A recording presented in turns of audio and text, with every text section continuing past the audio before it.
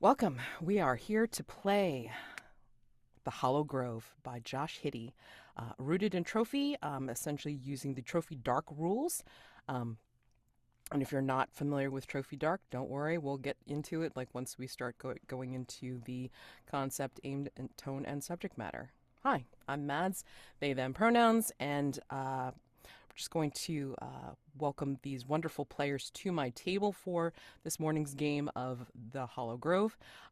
But first, let's get introduced to them and let's find out something about them. So I'm just going to popcorn it over to someone, name, pronouns, and if you remember your first like what was your first Trophy Dark game or your most memorable Trophy Dark game, and then popcorn it over to someone else. Okay, so I'm gonna popcorn it over to sorry, me.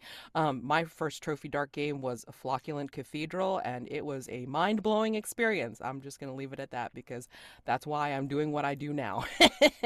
And yeah, I'm gonna popcorn it over to Jazy.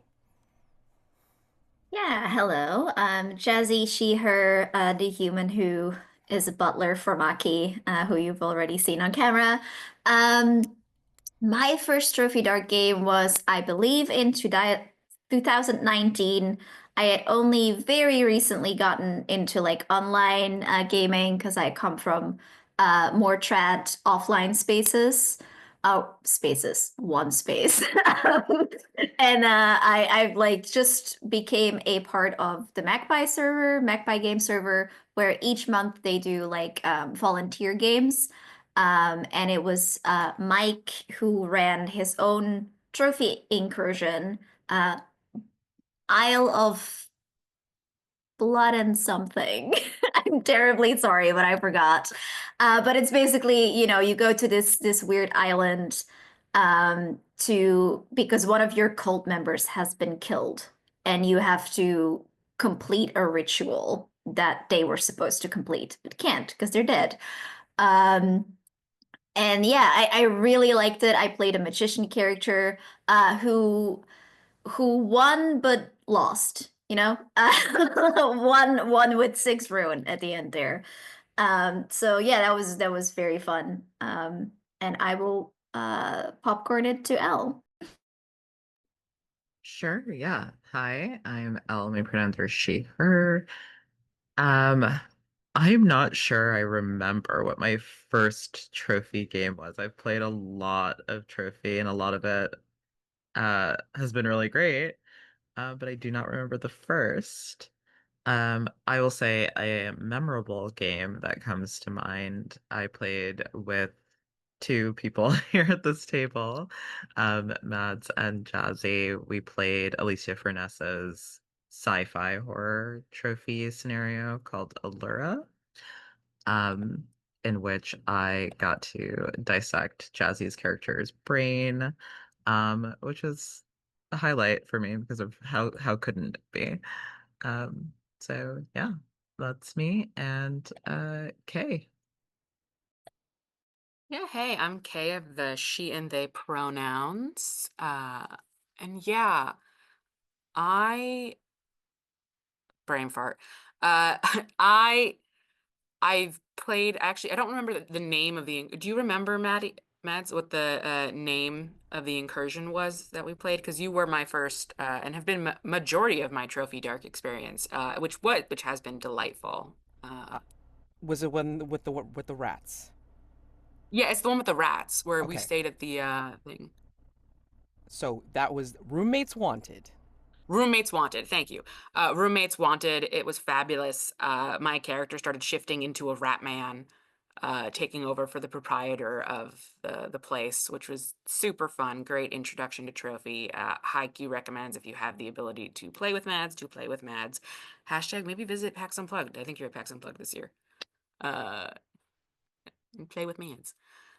Yeah, no, I'm excited. Oh wait, should I go into my character or just me? Just you. I mean, like like what you thought of your experience. So Yeah, I thought it was wonderful. Obviously, I'm back at Mad Stable playing another trophy game. I was like, yes, again, thank you. Another. yes, again, may I have another? All right, and that's what we usually do with Trophy Dark. No matter how much we win to lose. But anyway, and that's what we're going to get into as we talk about the concept, aim, tone, and subject matter for Trophy Dark.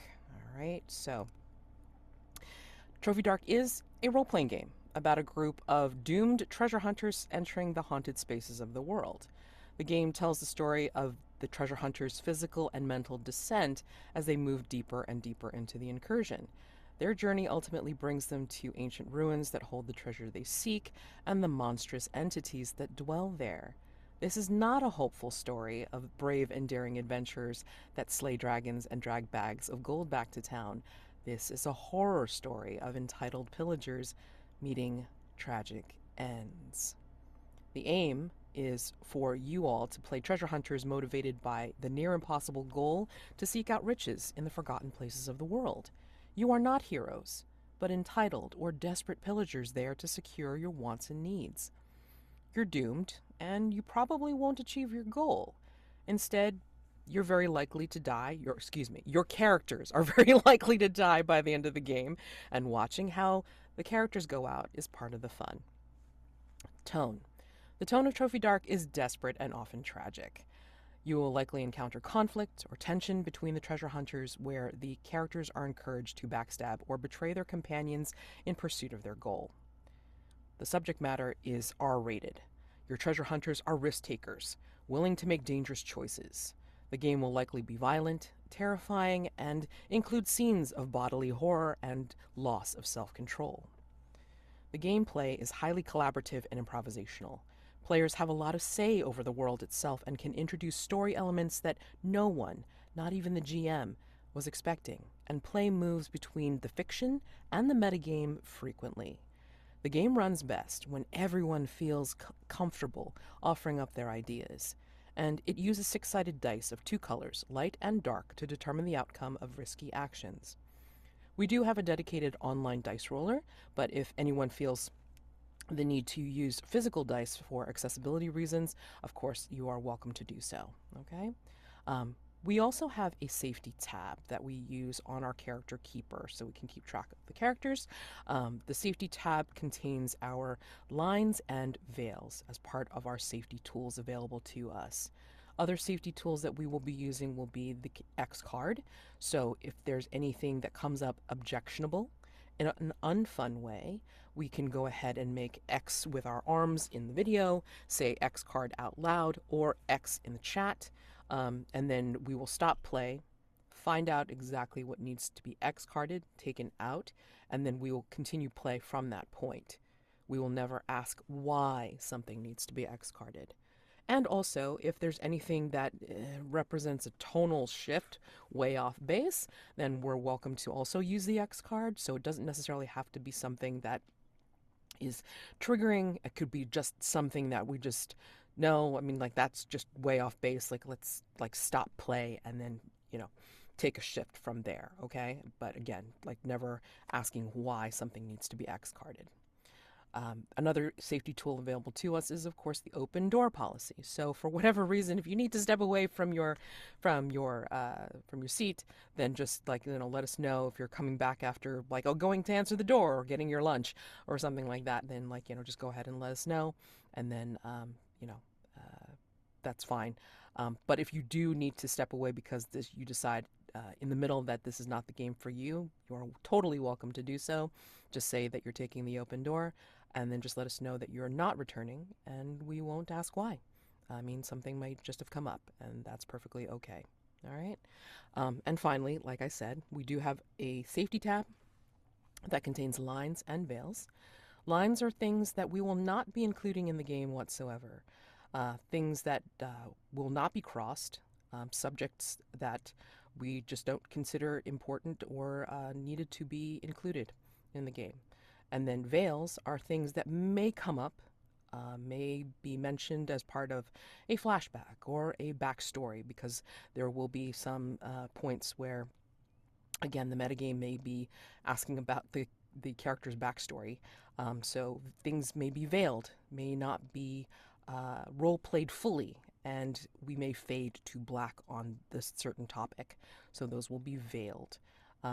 There's also columns in our safety tab for Ask First. So if we see these topics sort of be approached, then we can completely come out of the game and just ask out of character, hey, I'm going to be mentioning this. Is this okay? And there's also a column for interest, things that we would find interesting to see in this game, or they might be inherent to the particular incursion itself. So body horror always comes up because that is very inherent in Trophy, as well as PC betrayal, because by the end, there's always the chance of the PCs having to be going against each other for whatever certain needs, wants, and goals that they have eventually. And let's see. What else is very... Oh, and then inherent to this game, this particular incursion is shifting reality and time shenanigans, as I determine it, because, yeah, the theme of this incursion is loop. Okay? So, yeah, I mean, I've had my players mark off their lines and veils, and yeah, so this is a living document. Anything that's listed on the safety tab can be adjusted and upgraded and changed. The only thing that we ask is that like nothing be downgraded. So if something was marked a line, that it not be downgraded to a veil and veil down to an ask first and such and so forth. So if anything has changed, please, again, make it known in the chat, or like send a DM or whatever, or just make it known, hey, there may be a change in the safety document, like let's all take a look at it, we'll pause play, and then we'll just make sure that everybody's on the same page about safety. Okay, so any questions? It's like just kind of like reviewing here what is listed. I don't see anybody having any issues with the interest stuff. And the usual things that are seen for lines. Okay. And again, if we see each other kind of edging towards the lines or the veils or the ask first even, like please, like, just call it out. Like, do not feel shy about making sure that we all stay safe and we're all, like watching out for each other. Okay. So, I mean, and that includes me too, because I mean, like, I can get immersed in a game and just be like, I'll just say something. And it's like, you need to stop. Okay. It's perfectly fine to call me out too.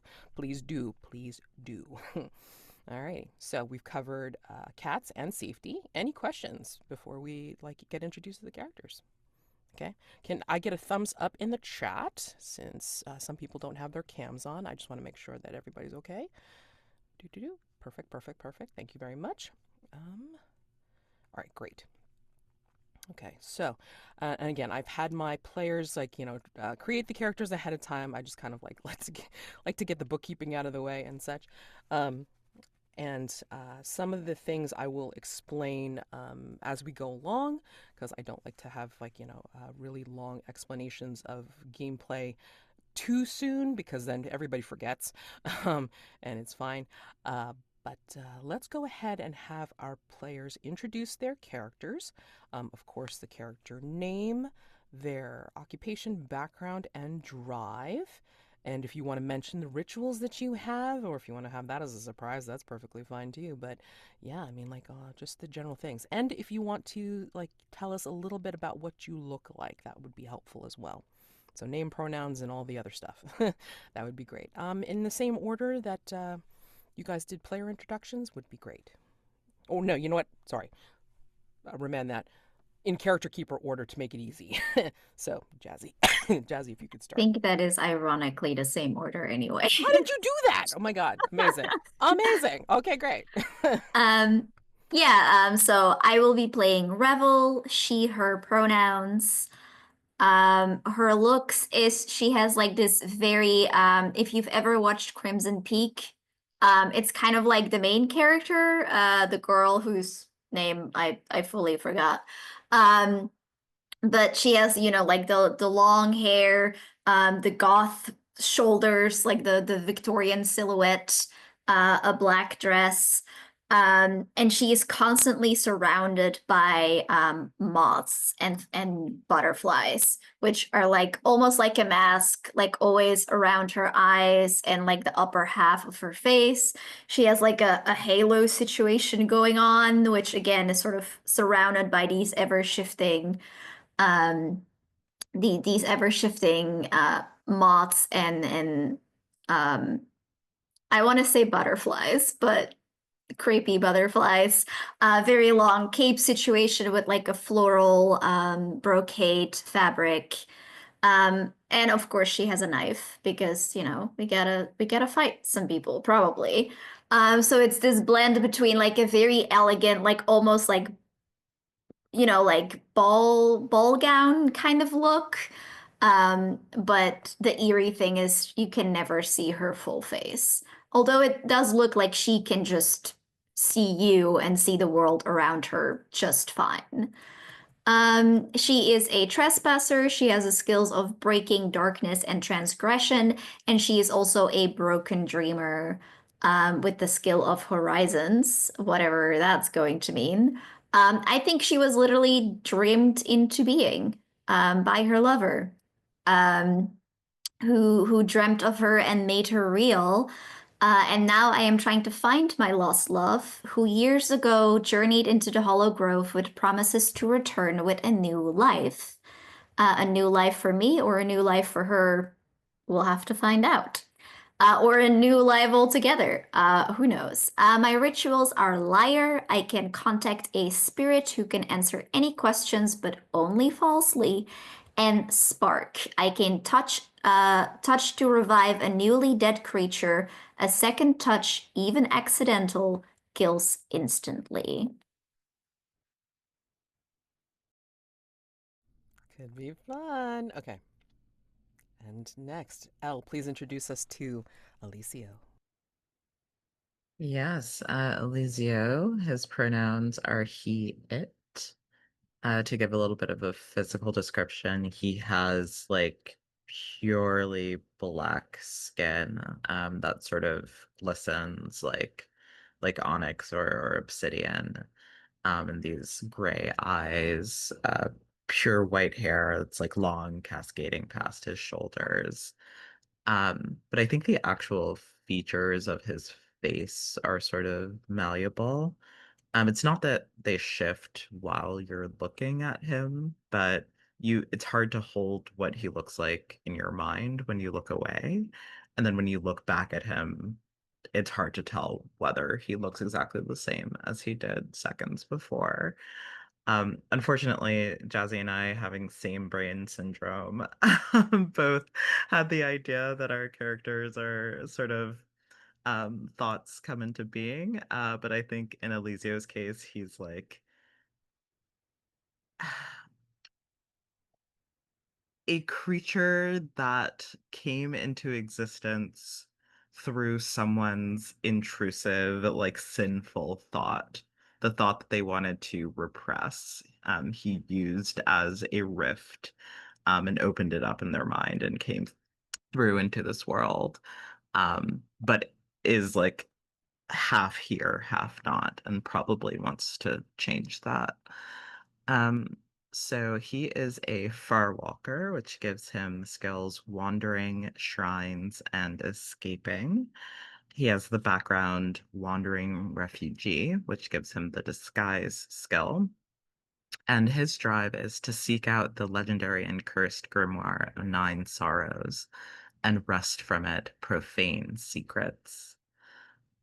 For rituals, he has aura, ascertain a creature's emotional state, truthfulness, and true form. Mirror, take on the form of a known creature. And feather, reduce the density of an object.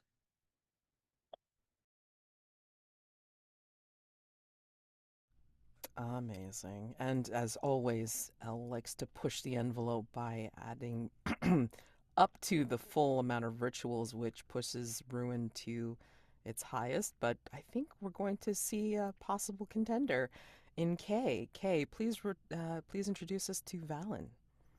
Yeah. Hi, Kagan. I am playing Valen, an actual person. No one thought him up.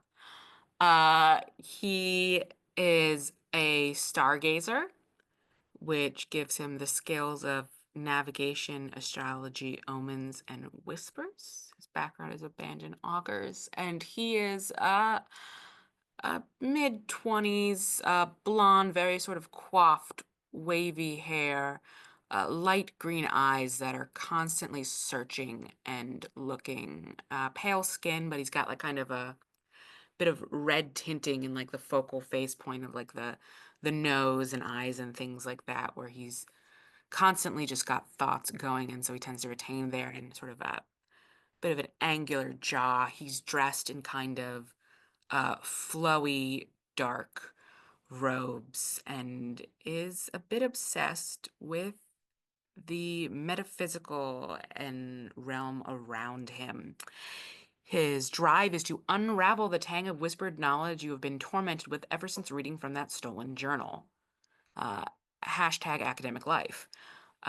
He has the rituals of Vector, chart a course through the unknown, Strangle, trap something in a repeating loop of actions, and Guide, conjure a thread to follow.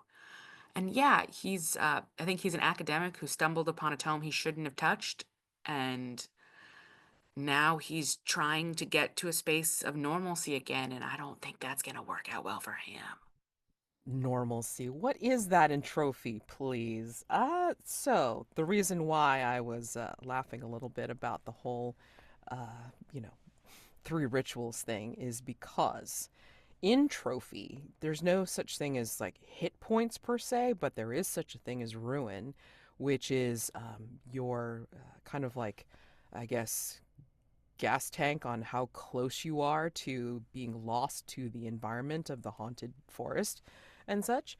And six is your is your absolute cap to be lost to the environment. And for every ritual you take, you add a point of ruin, and your starting ruin is 1.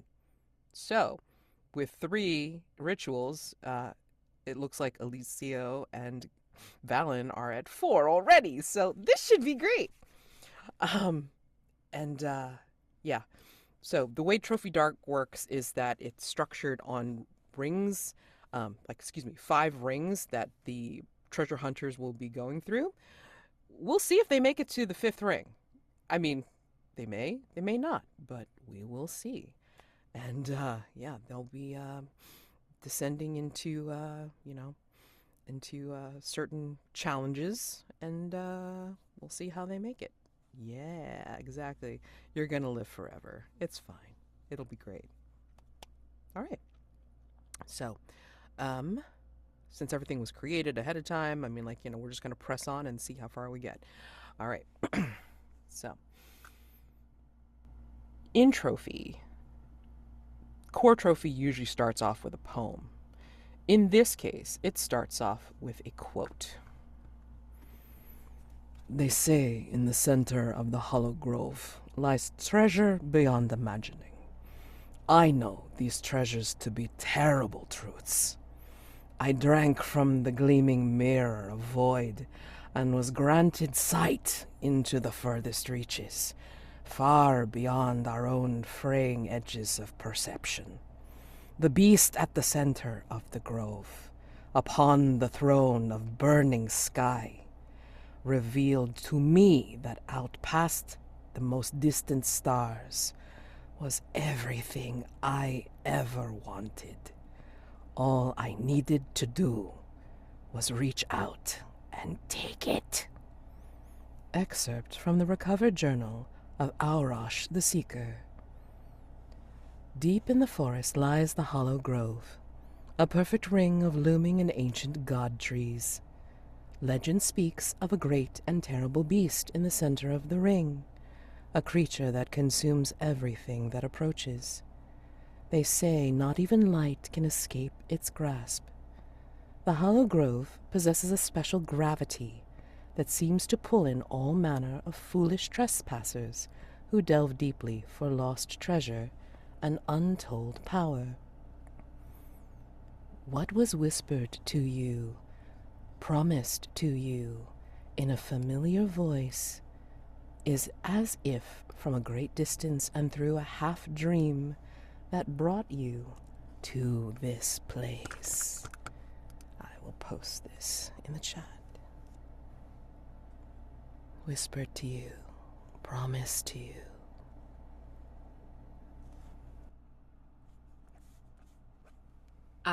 I think for Valen, he was promised a cipher that would let him rework through this stolen journal and finally understand the knowledge that he's been seeking from within it, so he'll no longer have restless nights by the candlelight trying to understand it. Has he been so restless he has not slept? Yeah, I think he's gotten a lot less sleep than he probably should in the last, let's say, 7 months since he happened upon this journal and took the risk of looking inside of the tome. Revel, Elisio, what was whispered to you, promised to you?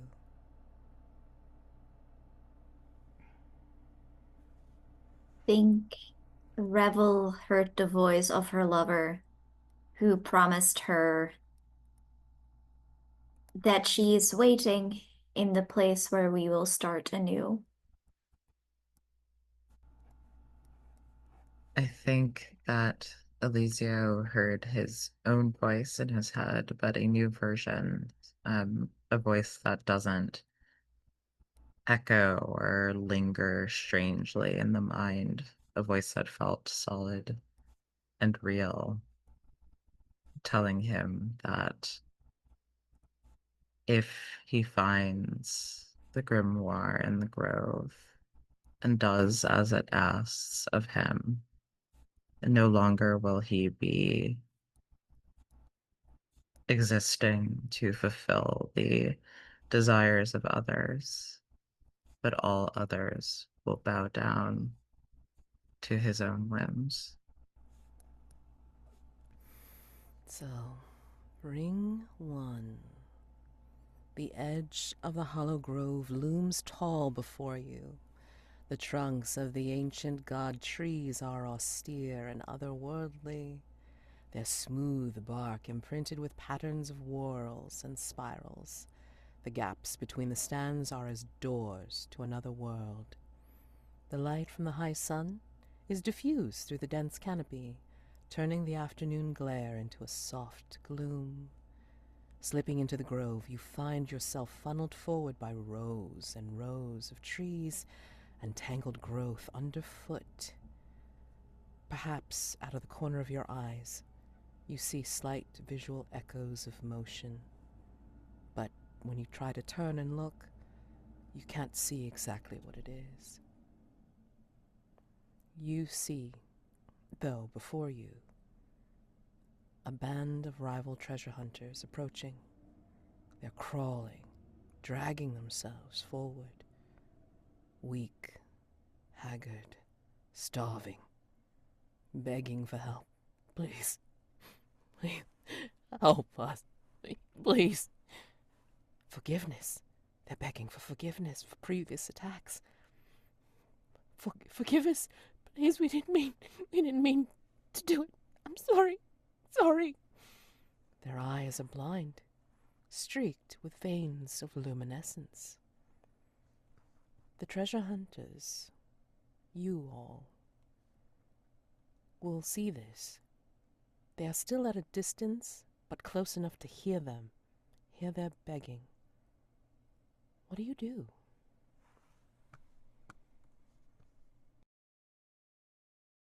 I think Valen sort of cocks his head as he hears the words and sees them, and it intrigues him in a way that is not healthy.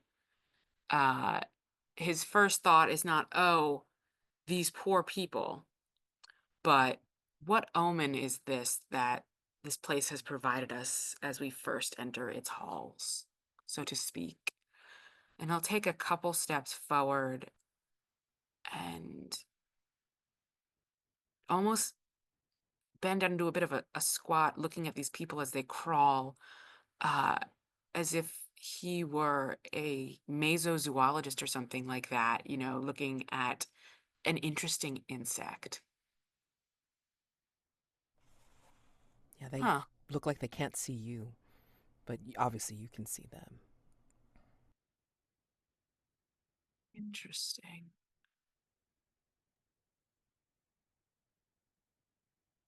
Elisio is leaning against a tree, with his skin glistening under the dappled afternoon sun.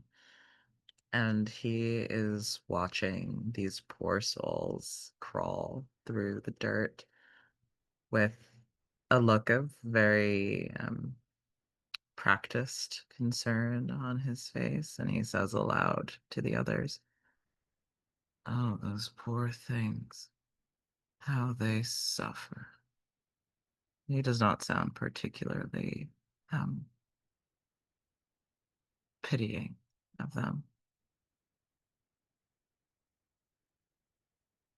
Perhaps then the kindest thing we can do is end it. Well, not before looking into it a little more, at least. And yeah, I think Valen will take a couple more steps closer as he wants to sort of ascertain what omen does this mass of human limbs that moving, grunting bodies that possibly just aren't really people anymore in his mind. What do they bring forward for this journey? Now, if this was trophy gold, then you could totally do like a hunt roll and like get a little bit more information. But this is dark, so I mean, like you're like just either like doing something risky or you're like doing something to I think avoid or I think the risk is he is getting closer to this mass of people as okay, he is trying to ascertain or understand it. interesting. Okay, so you are like putting yourself in like possible danger then. Yeah, in a possible danger to try to figure something out, gilding the lily for how close he can go for knowledge. Interesting. Okay. Well, I mean, like, this could be just a general risk roll. Um, and first roll of the game. So if you have the reference sheet up and like you can follow along, but the way we build a risk roll in Trophy, before trying something risky,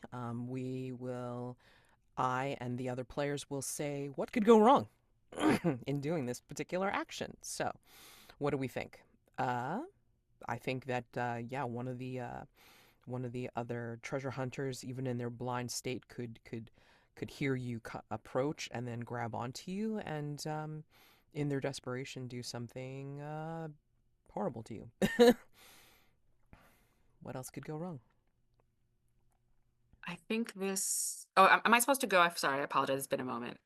It's basically like since it's your risky action, the others Yeah, would it's others. Sorry, my bad. I no, got no problem. excited.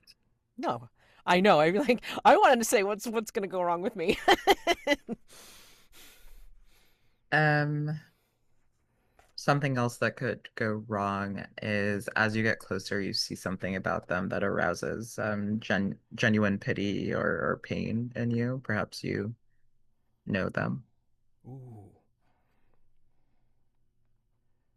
With these, I'm always like, I have to be careful that I don't just say what I want my devil's bargain to be. I think something else that could go wrong is um,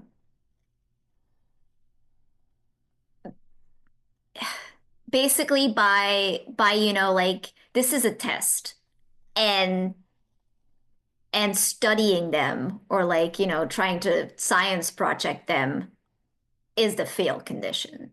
So you're like already going in with the forest against you because you Ooh. failed the first test. Nice. I like that too. That's nice. Okay, so now we gather your dice. So you take a light die if this is something, as you're going in to study them, if this is something you're skilled at based on your occupation or background skill. And I'm an easygoing GM, so you can parlay your skills or your occupation or background any way you like. So, what do you Yeah. got? I think it's quite straightforward to what Valen said before. He is studying an omen of what is to come as they enter the Perfect. forest. Okay, so you get your first light die.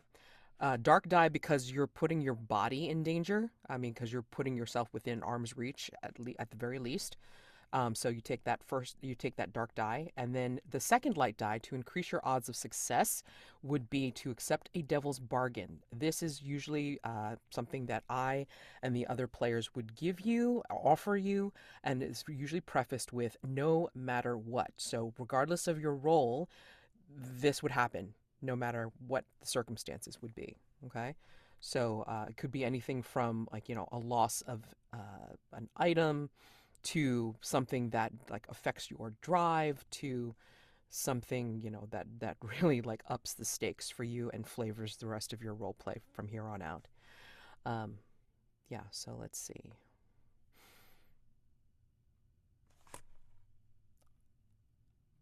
I think that no matter what, that when you approach, you realize that when like when you come up to someone, their whispers turn into, you can hear like something that gives you the clue to the cipher, but it's almost there, but you can't quite get the full key of it. Like, in other words, it's tantalizingly out of your reach. Regardless of whether you succeed or fail, you hear it, but you don't quite get the full code to help you unlock the journal.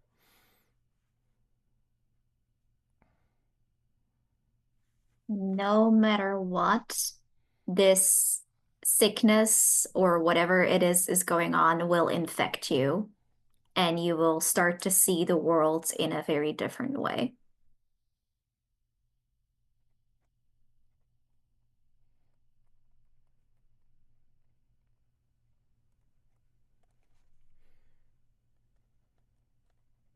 No matter what,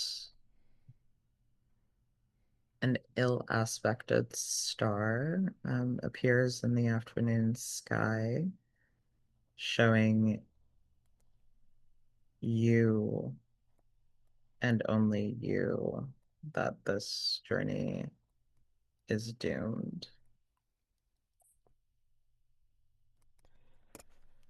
And because I'm such an easygoing GM, I will say that regardless of, you know, you only getting the one extra die, you can take one,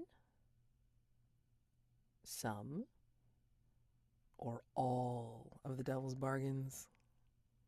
So, but again, you only get the second light die. So it's up to you. Infection, the not quite keyed into the cipher of the journal, or the ill aspected star, showing this journey is doomed. What'll it be? Or not? You don't get that second light die if you choose none of them. I think it is only the first ring, so I'll only take one of the Okay. pro offered deals. Okay. Uh, I think I'm gonna go with Elle's option. I Okay. think he is going to realize that no matter what the outcome is, it is doomed, but his hunger for this knowledge surpasses his survival instincts. Okay. So you are going to hit the risk roll and enter in 2 light, 1 dark roll. 1 dark die, please.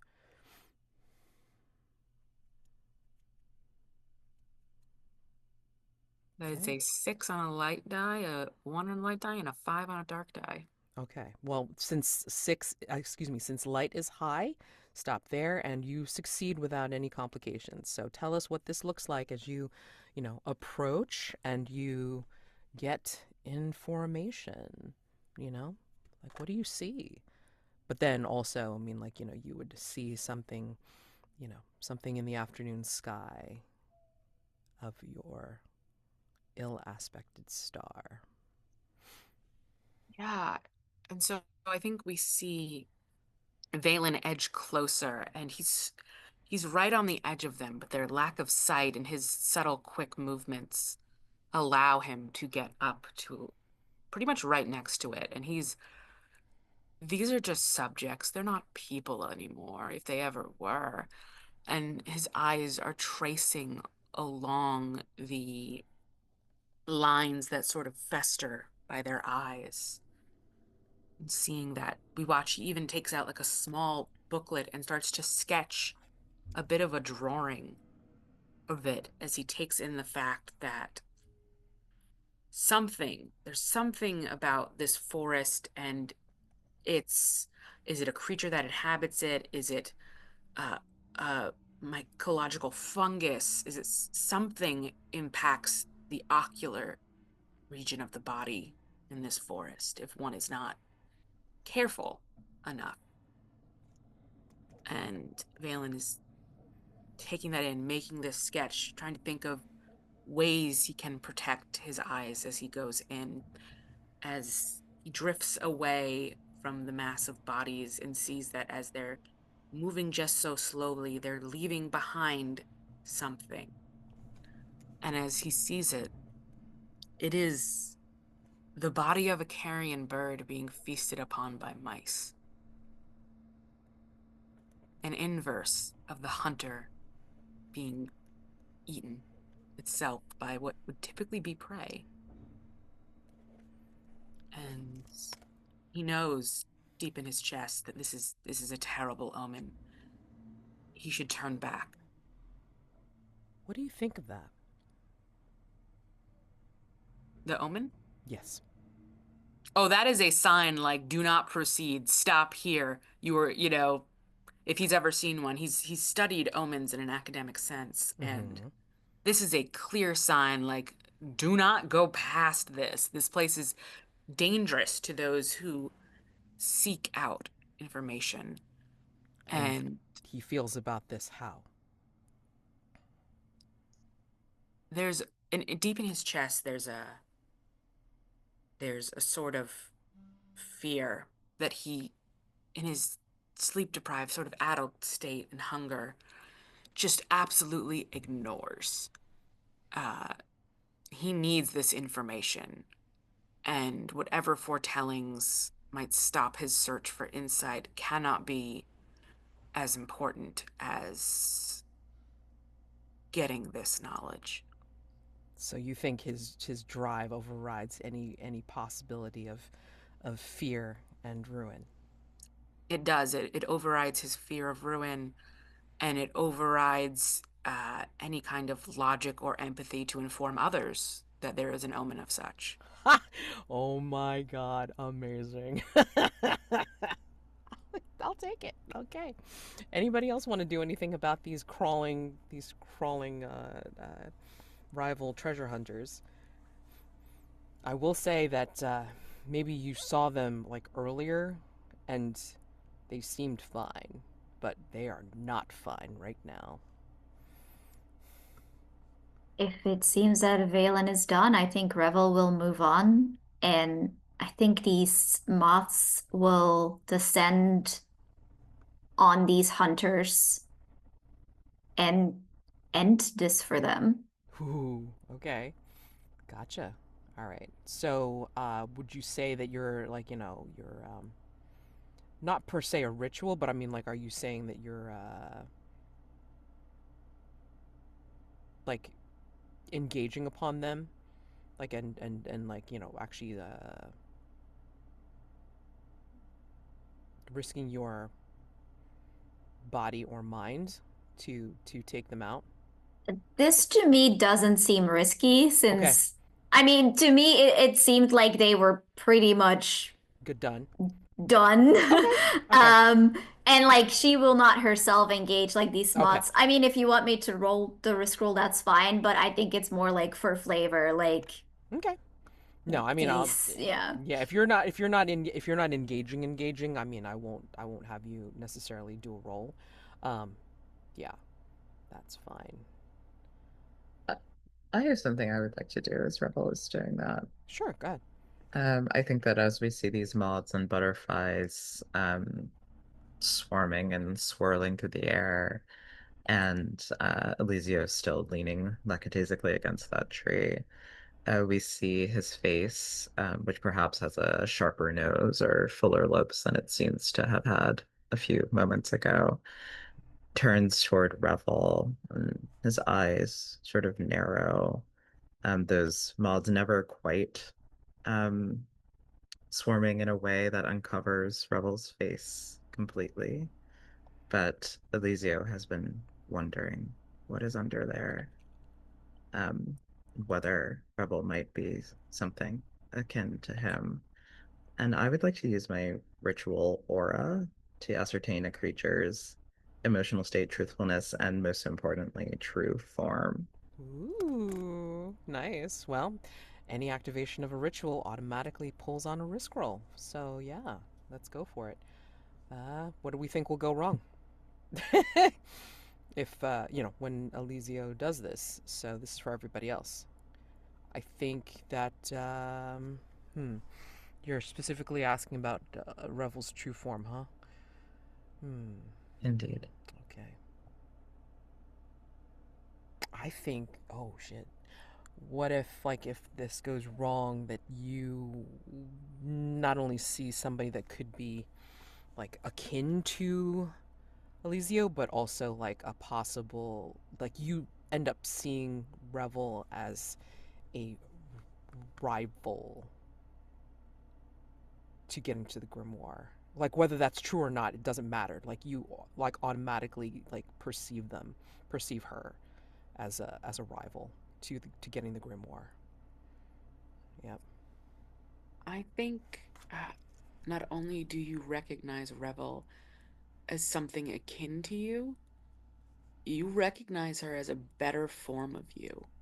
And it ignites some kind of jealousy in your chest. You are a being manifested of, you know, desire and illicit thoughts that people don't want to pay attention to.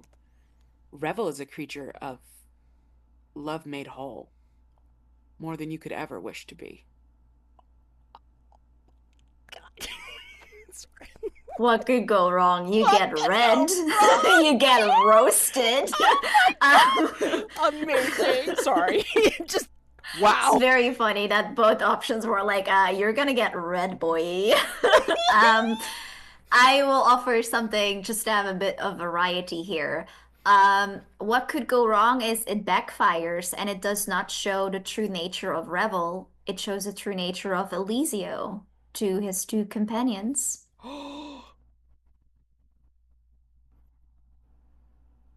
I love that. Oh my god. Now I'm wishing for fail. Those Sorry. are the best trophy rolls when I you're like, know. I know. They're so this good. can't succeed. No, this can't It's too succeed. juicy. We want to see it. We want to see the fail. Sorry. Oh man.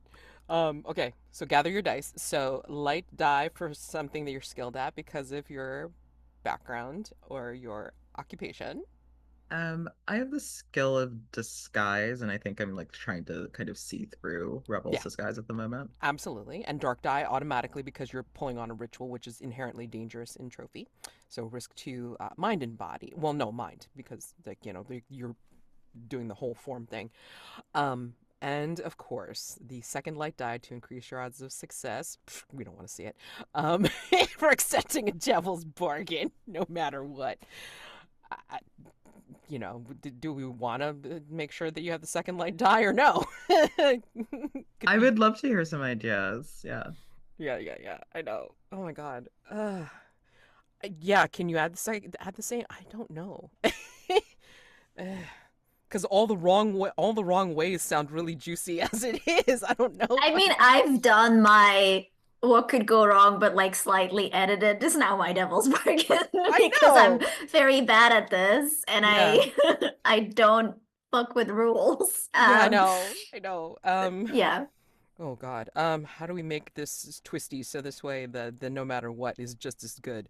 Um, You let's see. will Okay, get go ahead. this information about Revel, which is what will go wrong. But you will also unravel a bit of information to better yourself to a similar stature as they are.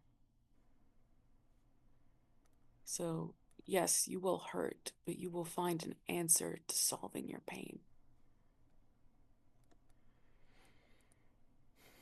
Or at least a guidepost.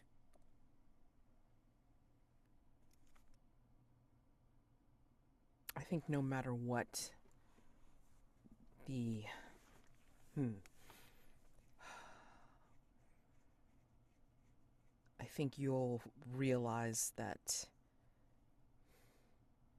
underneath it all, Revel's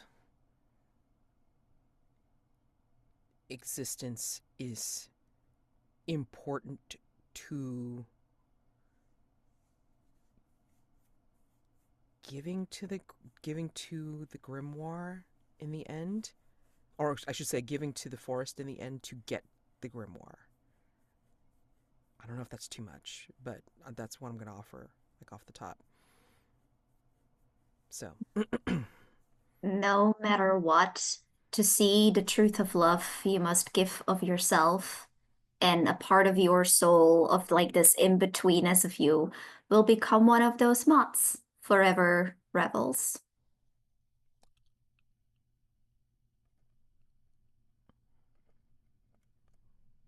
what? That's interesting. I don't quite know what it will mean for Elisio to have part of his soul take the form of a moth, but I'm intrigued by it. I'll go with that. Okay. All right. Ooh, interesting. Okay. So basically, 2 light, 1 dark, please, for this roll. I don't know whether we're hoping for that or if we're hoping for the fail. I don't know. Well, I did roll a fail. Okay. Um, but it's not going to make my ruin go up, so I am tempted to add a sharp die and reroll. Again, you want to drive it like a stolen car? Go. I mean, not a dark die and re-roll. 2 light, 2 dark, if you want. Um, Or accept the fail. And, ooh. you know what? I'll keep the failure. That's fine. Okay. So, hmm. But out of all the wrongs, they're so right because I don't know which one to do. You know what? I'm gonna let you choose. They were so juicy. It's like I will let you choose which one went off. Does it backfire and you show your true nature to everyone, or does is do you see Revel as a rival and or a better to you? I think it's gotta be, I think it was Kay's idea that I have this sinking feeling that I am a lesser being than Revel. Ooh. What does that look like as you pull off the well, that like your ritual? Like, what does the ritual look like, and then what is it? What like what? How do you see this? What does the ritual look like?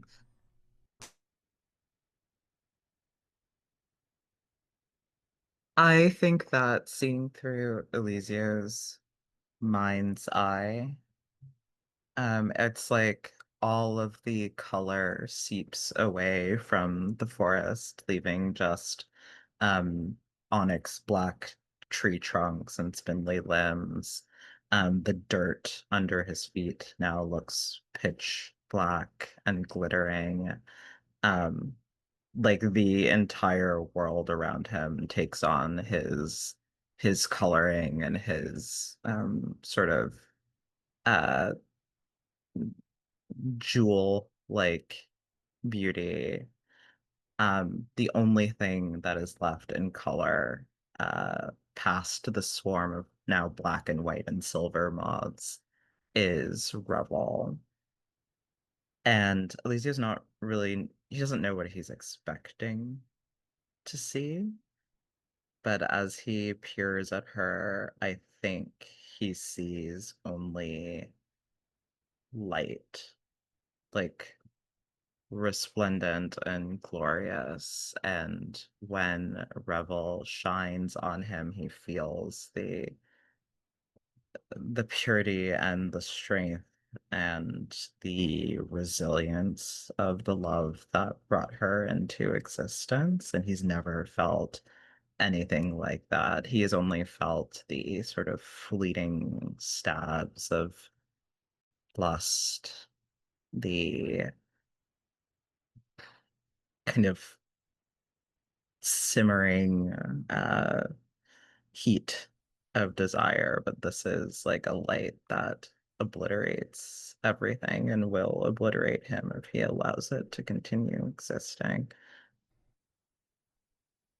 And as he's having that realization and the like awe strikes him, his mouth opens and we see out of it crawls uh, a pitch black butterfly that sits there for a moment, beating its wings, and then goes to join its brothers and sisters. Even this little part of his soul prefers Revel's light to his darkness. Oh my God, amazing. So, Revel, as you like set like some of your butterflies and swarming moths to the rivals, you notice like out of the corner of your eye, maybe this pitch black butterfly kind of like slowly flutter over to you and join your throng. I typed in a condition to add to yours, world of reveling light, and that should now color your role play from now on, Elisio. Um, so conditions are more flavor text, again, towards your role play. They don't have any mechanical effect necessarily, but yeah, I mean, your failure is going to be indicated by this from now on, especially because of the it going wrong and your devil's bargain that you took. So now, Revel, you have a follow, essentially a follower. So if you want to add, this is not a condition per se that's affecting you, but I mean this is more of a follower. So if you want to put down ebony butterfly, you know, ebony follower, or ebony butterfly as part of your conditions, but I mean again, it's not affecting you adversely. It's just a nice flavor text for you now. Oh boy, this should be fun. So yeah, what is the effect? Just for again for roleplay and for narrative. What's the effect of the butterflies and the moths swarming the rival treasure hunters? What happens to them? And they're, as you say, they're far gone. So I mean, like it can be anything you want, really, right now. Yeah, I think we see these moths like swarm, almost like a dark cloud. Mm-hmm. I think it's very much like that image that Elisio saw, except there's no shining light in the middle of it. It's just these people. But it is beautiful and elegant and almost peaceful. Like there's no screaming, no sounds of, sobbing or fighting. It's just a fluttering of wings, almost like almost like a textile sound, like when you hit a blanket to get the dust out, like Mm-hmm. that kind of like almost like cozy sound, the fluttering of wings, a last gasp of breath that feels like a release, not like something held back or something that you didn't want to give, but like a sigh of relief that it's over, that these last despairing thought that this darkness is taken from them. And as they lay there, I think, let me check safety real quick before I say anything else. Um, yeah, I think as they lay there, their eyes are closed, or that's what it looks like for a moment, and then on their eyelids flutter wings, and more of those butterflies, those moths, join the throng. Yeah. And I think as we see more of the butterflies, like, join the throng and then rise to join the masses that are haloing around you, for a moment, the space between the trunks of the massive trees feel impossibly open. A terrible gash in the skin of reality opens. So first you had that feeling of coziness and intimacy, and then it's almost like something opened. I think as the butterflies and the moths clear and you look down upon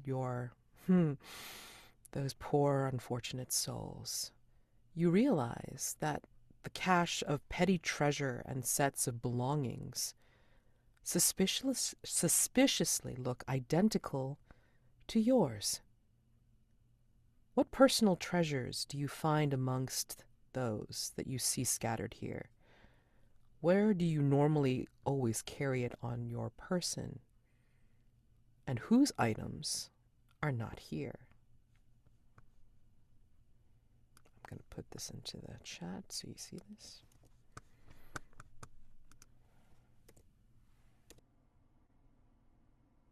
I think there's a small little telescope that Valen always keeps almost funnily strapped against his ankle like one would a boot knife.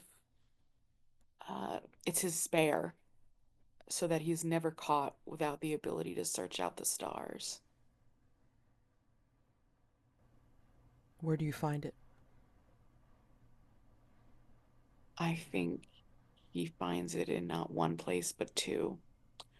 There are the shattered remnants of the lens that are sort of crumbled amidst some kind of leaf or herb, which makes no sense. You can't make a poultice with glass. And then there is the sort of mechanical tubing of it that is lodged partway in a tree, as if it was used for someone trying to climb, but that's not the purpose of a stargazer. That's so physical and droll.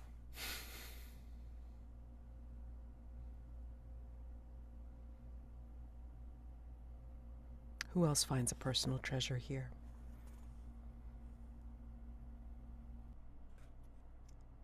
I will say that I think Elisio finds nothing of himself.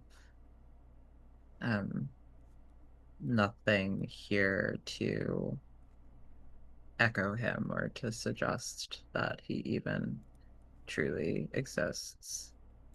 Though perhaps after he recognizes the remnants of Valen's uh, telescope, he does search to no avail.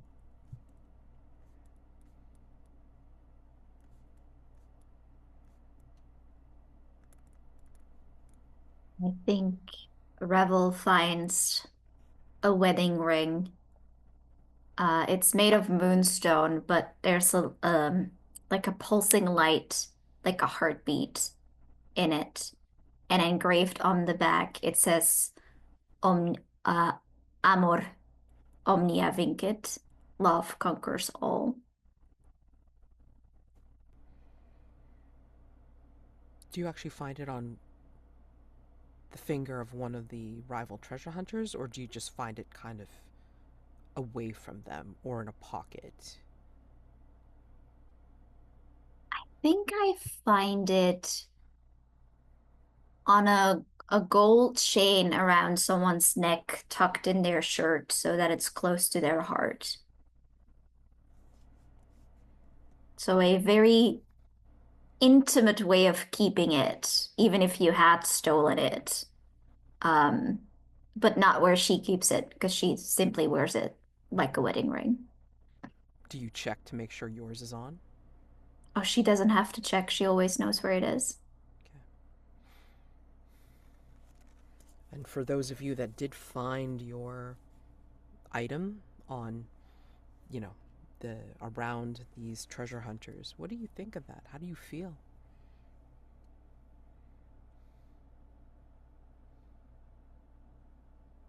Valen feels disgusted.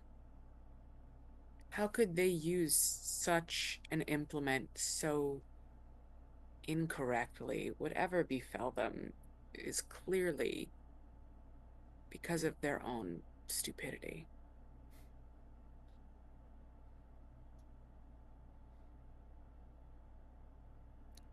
And Revel?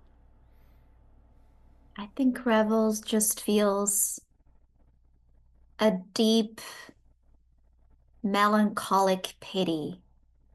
How badly must you have hoped for love that you had to steal someone else's?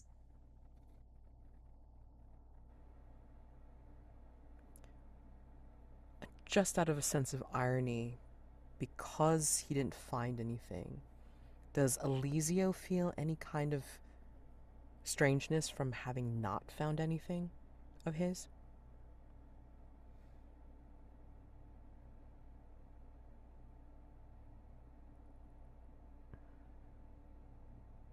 Yeah, I think he feels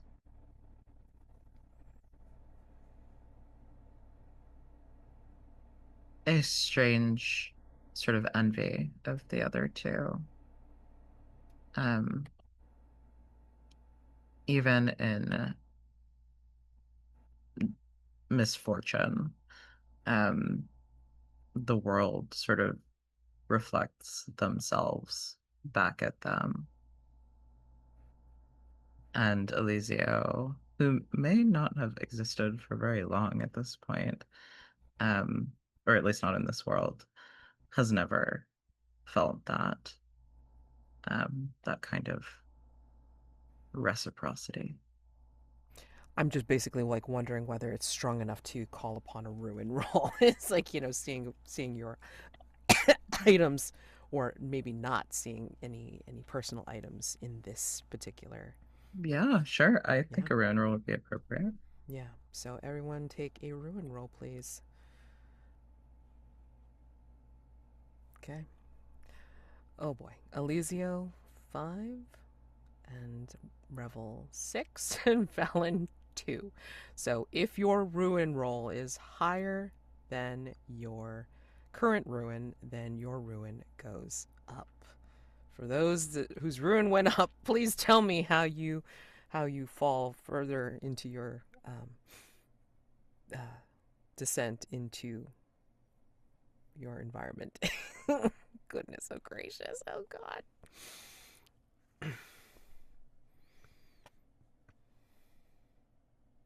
Yeah, I think it's this like almost Ophelia-like madness for love, right? Like this sadness and melancholy at seeing this person wear a love that wasn't for them, but not feel like disgust or jealousy or anger, but just this deep, deep pity, this understanding that love is so powerful and that the hope for it is so all-consuming.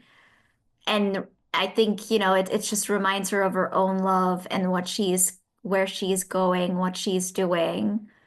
I don't think that even for a second there is the fear of like, was this my love transformed? There is like this, like this mad clarity sense of, no, that is not how this love story ends. That cannot be possible. I'm not even considering that an option, but more like this self-flagellation bit of I am such a tragic lover, like it's like the whole world is sort of coming together to paint her in this light, this fragile, romanticized, beautiful woman searching for her lover, and the universe is coalescing to put her in that story. Amazing. Elisio? I think that as Revel turns the rival treasure hunter's ring in her hands, Elisio watches the butterflies and moths swarming around her, looking for the dark one that came from him, and he can't find it. He can't tell the difference between that part of him and all of the others that surround it. And I think this little void opens up inside him, emotionally, certainly, but maybe even literally. So he realizes that his search for the grimoire and its secrets that will anchor him to this world and make him something that can stand on its own, that quest has taken on new urgency. Strong, strong stuff.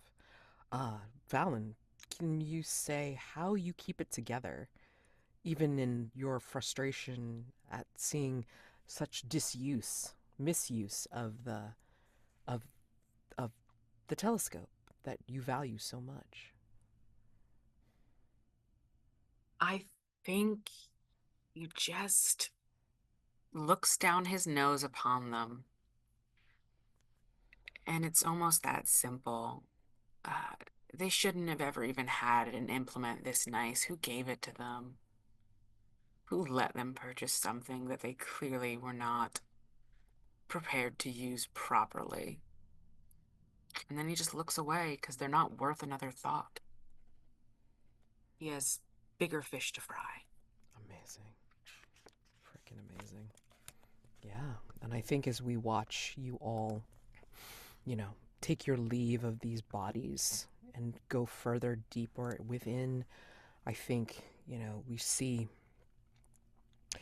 the forest shimmer and open above and behind you as we exit ring 1 and then move into ring 2. And we're going to take our first break. So this will be, let's make it, let's see, 13, hold on. Yeah, 13 minutes. So we'll go to the 40 mark. Yeah, so this will give us like 13 minutes. All right. So I'll see you then. See you then. So before we get into ring 2, I just want to point out, like mechanically, that Elisio is now at Ruin 5. And as I said before, like Ruin 6 is when the character is completely lost to the environment. So there is something in Trophy Dark known as the reduction roll, which means that at this point, Elisio has the option of reducing Ruin to be able to act in the forest's interests. For example, destroying treasure, preventing rituals, sabotaging fellow treasure hunters to be able to bring down the ruin so it's not quite so close to the being lost, right? And you can keep doing reduction rolls until you reach your starting ruin, which was 4. You can never go below your starting ruin. So I'm going to ask Elisio, if you plan on doing the reduction roll, you would just have to declare your intentions and how you will act in the forest's interests. And then at that point, you would roll a light die. Usually you would be able to choose whether whether you want to reduce the ruin at that point, and depending on uh, the number that comes up on your light die on your roll, it will determine whether your betrayal goes unnoticed or whether your fellow treasure hunters do notice that you've betrayed them in some way. So, and that's your choice. We'll figure that out once we get close to a point where you'd like to do a reduction. Okay, but that is an option for you now that you've hit 5 ruin. Okay, so let's go ahead and go into ring 2. Deeper and deeper into the hollow grove you venture. You can tell that the path you travel has a soft curve to it, leading you into a circle or an ellipse. The landscape around you slowly shifts and warps. The landscape slowly shifts and warps. The once cool shades of blues, purples, and reds now grow sickly vibrant. The heights of the god trees are heavy and oppressive, and you feel as if you grow smaller and smaller, your periphery twisting into a fish-eyed perspective. The only way to continue is to allow yourself to be pushed forward, further through this ring of trees. You stumble through this stretch of level terrain, but it always seems to be sloping down. The sun sits heavy in the sky beyond the canopy. The sun sets. The sun sits heavy in the sky beyond the canopy. The sun sets. The sun sits heavy in the sky beyond the canopy.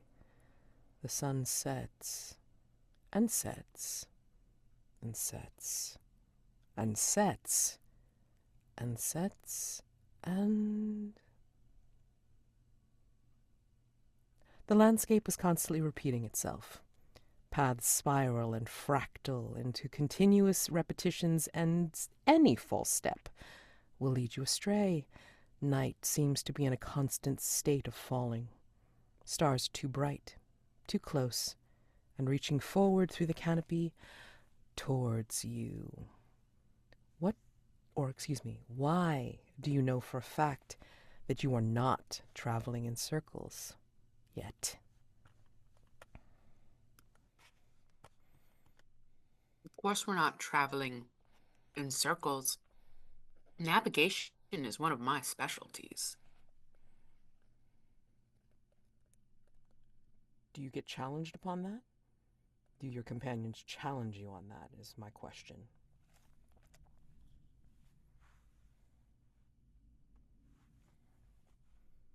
Don't think so, because at least for Revel, I think her whole soul is a compass, and its true north is her love.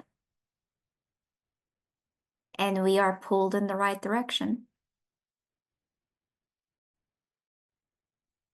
I think that likewise, the energy of the grimoire that Elisio seeks is sort of radiating outward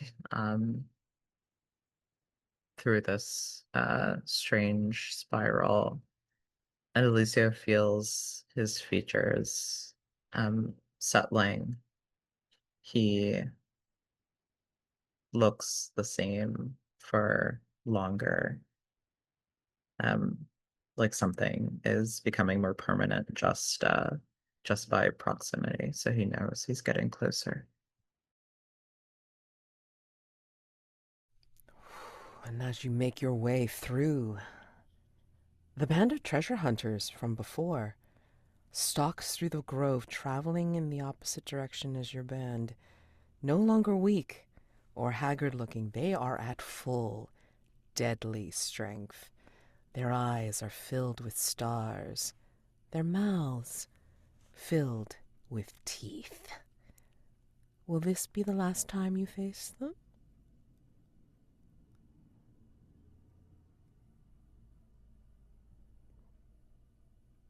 You see them approach.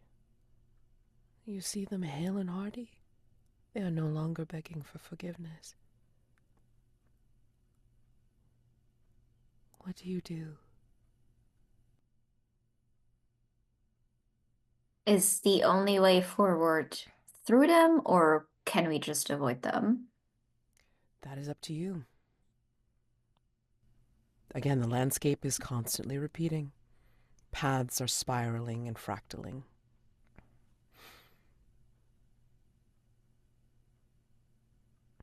You can choose to, hide, avoid, or Engage. What would you like to do?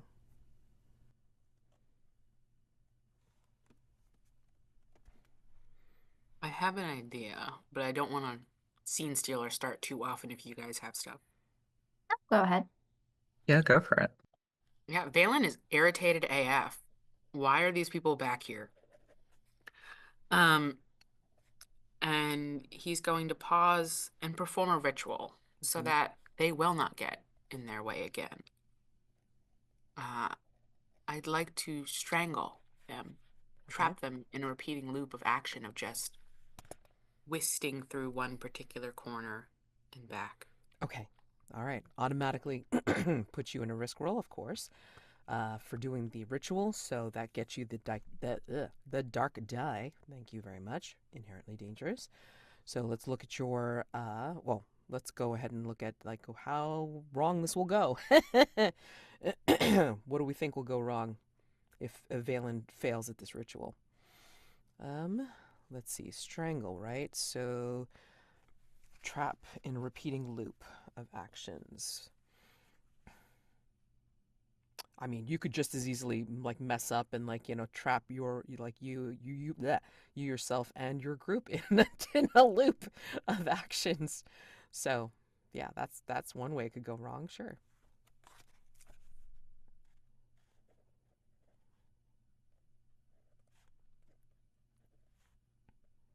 Uh, One way this could go wrong is that you trap them in the action that they will take next, which is lunging toward you with toothy mouths bared, sinking into your neck. Um, what else could go wrong? Um, I think it's interesting that you're kind of doing what the forest is doing. So I feel something that could go wrong is that because this place is already looping the whole time and you're like adding to that, like the effect is going to be much more broader and wider than you had anticipated.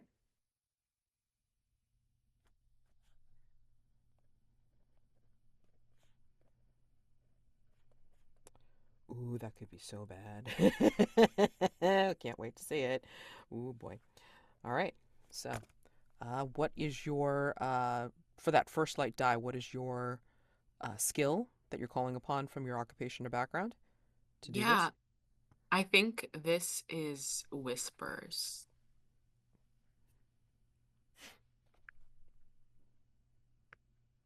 And we watch as he kind of approaches, and I'll try to visually describe this for those who cannot see the keeper.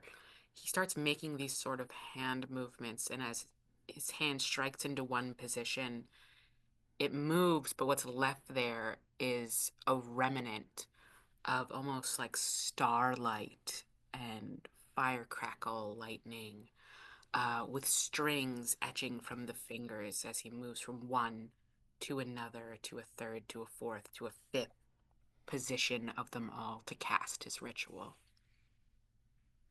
Nice. All right. So, establish the first light die and definitely the dark die for doing the ritual. So, what kind of devil's bargains are we, you know, are we offering to get that second light die to increase the odds of success, no matter what? Hmm. This will happen no matter what happens with the results of the roll.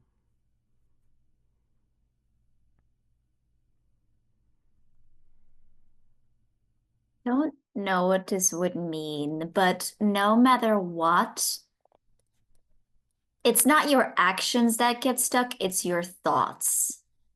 You will have a repeating thought, a fragment of that knowledge that's been haunting you, just repeating over and over and over and over again. And there's like nothing you can do to stop it. But it's not bringing any new revelations, at least not at the start. It's just basically an intrusive thought repeating over and over again.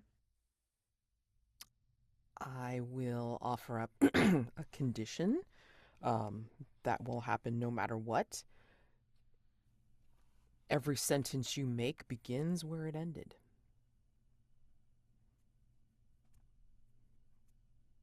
For mine, I'm gonna piggyback off of what Jazzy said. You have that looping intrusive thought, and it gives birth to something like Revel or Elisio, a thought taking form. Dun dun dun dun dun dun, dun. Bing bing bing bing bing. Yeah, I can't not take that. That's so juicy, that combination of both your idea, Elle, and Jazz. These. So yeah, I wasn't even, I was like, I'm not gonna take a devil's bargain. I was like, no, now I have to. I need to know what's gonna get birthed from this neurotic man's mind, Oh, possibly. yeah, Well, actually, no, definitely, because yeah, definitely. for sure. Okay, Yeah. great. So Mm. basically 2 light, 1 dark for doing this ritual of strangle. Yep. 4 light. Okay, so that is a success with a complication, but you can add a dark die and re-roll since that is a 4 light. Remind me again, because it's been a moment since I've played. Is there any complications to that, or is it just that it's Oh yeah, higher yeah. dark? Just since it's 4 light, it's success with a complication No, sorry, already. I meant with the addition of the dark die, I'm rolling again. You will Or is take whatever result occurs from okay. the re-roll. Uh, You can get a 5 or 6. I mean, you can always yeah, take a fuck it, we chance. ball, right? Yeah. Like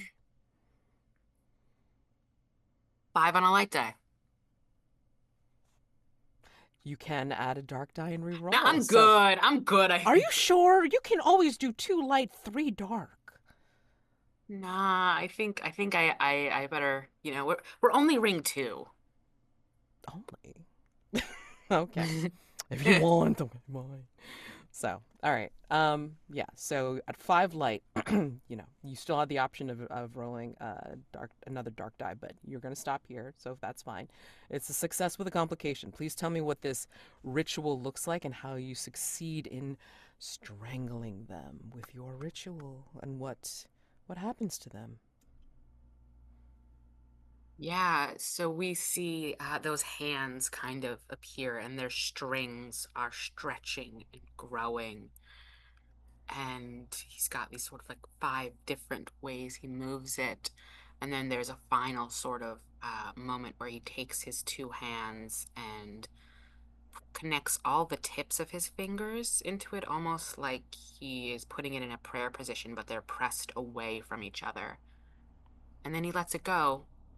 And when he does, those strings move on their own and tangle around the other travelers.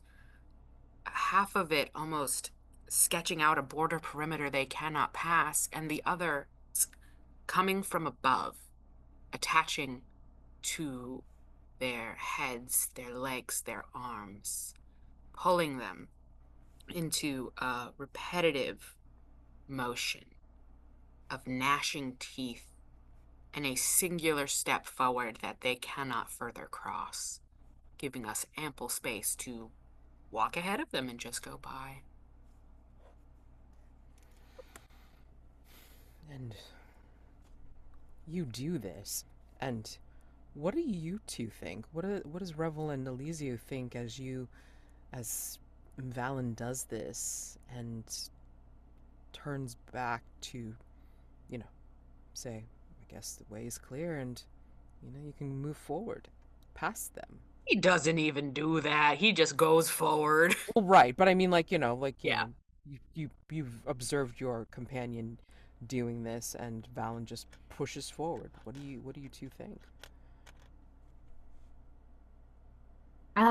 What precise action are they caught in? Just like stepping? Uh, Just walking or?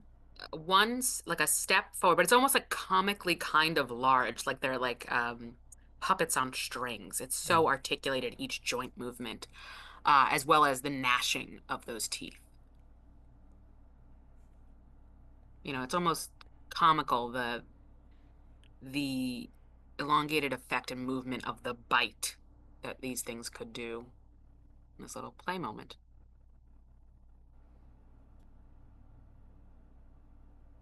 think Revel just observes them for a moment, looking at them, and then with an elegant little flick of her wrist, these moths that flew from their eyelids earlier place themselves very gently between their teeth. Snap. Half a moth falls to the ground. Then it's there again. Snap. Wings fall to the ground until it just like litters the ground around their feet. But these little moths just keep growing back in their mouths as they keep biting down on them. And you cannot see an expression on her face, whether that was cruelty, just like a whimsy, or a mercy is impossible to tell. She's just standing there, and then when she's done that, she will follow Valen. I think that Elisio skirts close to the other treasure hunters, and as he passes, he will reach out to stroke one of their cheeks. We see like reality sort of warping around his fingers. This sort of like strange vibration, like the air and space around their bodies uh, is like resisting his touch. But he'll simply draw his hand across one of their faces and watch them for a moment in fascination. He doesn't think anything in particular about what Valen has done.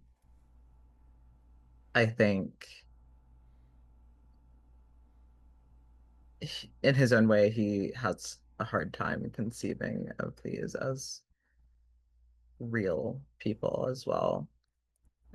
Perhaps he doesn't really see anyone as real, because he doesn't even understand what that would mean. And so once he's satisfied his curiosity, he keeps walking. Valen, as you walk forward in front of your companions, what intrusive thought starts to peek into your head about Elisio and Revel?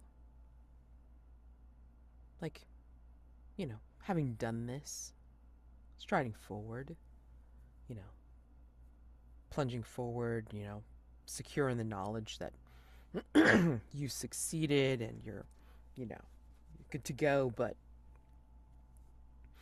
dang if something's not running in your head about Elisio and Revel.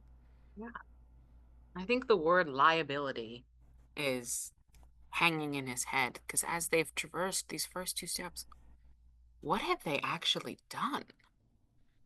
Valen has observed and noticed the dangers and what natural elements of the forest happen. He's stopped these individuals. Why exactly is he traveling with them if they're not providing a service to make this easier? Perhaps they're a liability. And as you think that, I think you stride ahead and you feel a pain. You feel like a sharp, like as if paper cuts are affecting your arms. And I don't know if your sleeves are flowing or if they're like tight against your forearms or what have you, but whichever they are, perhaps you see a little bit of blood blooming on your sleeves after this slice of pain. But whatever it is, you see scars from injuries not yet made appear on your flesh.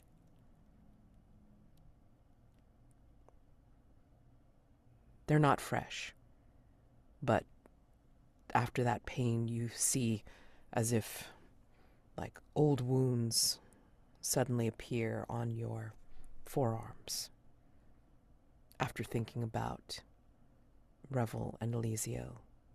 And your condition is companion liability. So yeah, maybe your sleeves show old blood stains and tears. But your condition is companion liability, yes. As you all stride forward, there are small gaps in the cloaking canopy above. They rain down warming caresses of the last evening rays of sunlight. The small paths ahead become visible and tantalizingly within reach, always moving you ever forwards, always clear. What signs do you see? What signs do you recognize? Signs that will guide you through these treacherous grounds. Poaching this up, pulling these over here. Sorry, I'm trying to paste this properly. What signs do you see? Signs that you recognize. Signs that will guide you through these treacherous grounds. And it's not just Valen that sees them. It's like, what do you in particular see that gives you indications?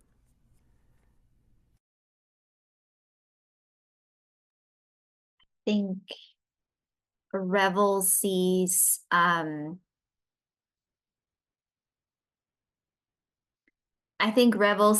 like these chrysalis on the side of the trees, a bee's hive further, the sort of iridescent shimmer that you get when you touch a butterfly's wing, all these little signs pointing in a direction that her soul says is the right one. I think that etched into the bark of the forest trees are these symbols and sigils that perhaps only Elisio recognizes, because they came to him in the same half dreams that knowledge of the grimoire did.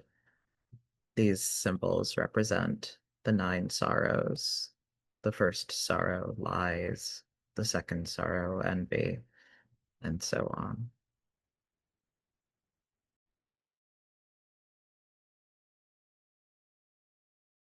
I think it's almost a sign so obvious it's kind of comical. I think literally there is a stand of wood with a plank nailed into it that has a forward arrow sign, and then next to it is the sigil that marks the cover of the journal. Sort of pressed into the ground with someone's heavy force to dig that sort of standing wood into the earth. Oh. I think as you go forward into the night, any kind of light that you possibly possess to see that you might have brought with you, whether it be torch, whether it be lantern, it bleeds and streaks forward into the distance as you come out of Ring 2 and then enter into Ring 3.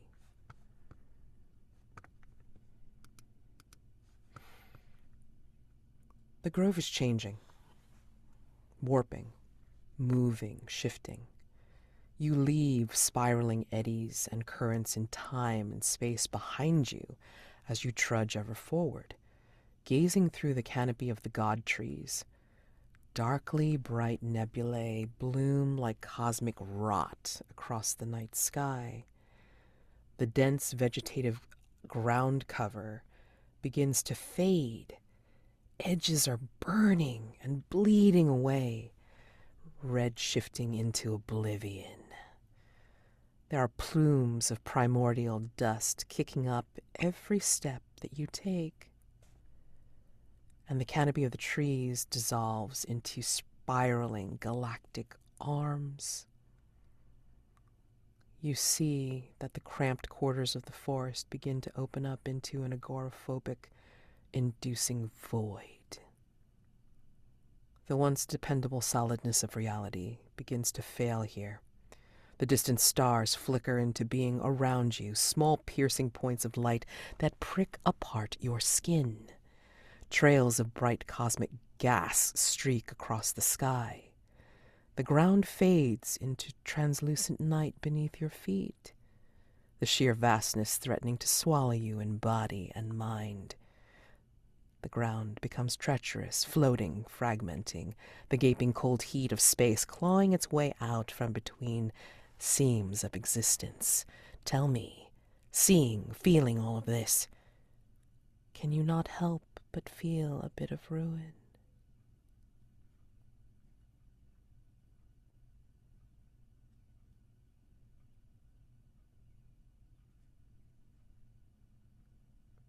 Please take a ruin roll.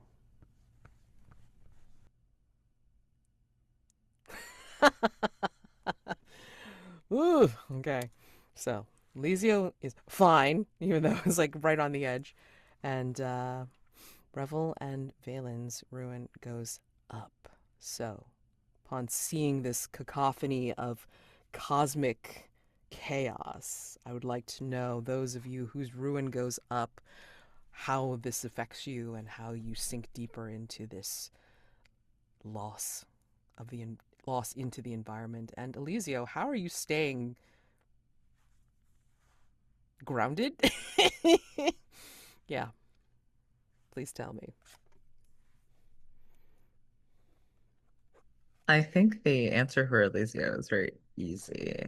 I think he feels lighter and more at peace here because this is finally the world beginning to reflect itself or himself back at him. He, with everything cracking apart, with everything fragmented and floating, this is a place where he feels he belongs. This reinforces to him that he is on the right path.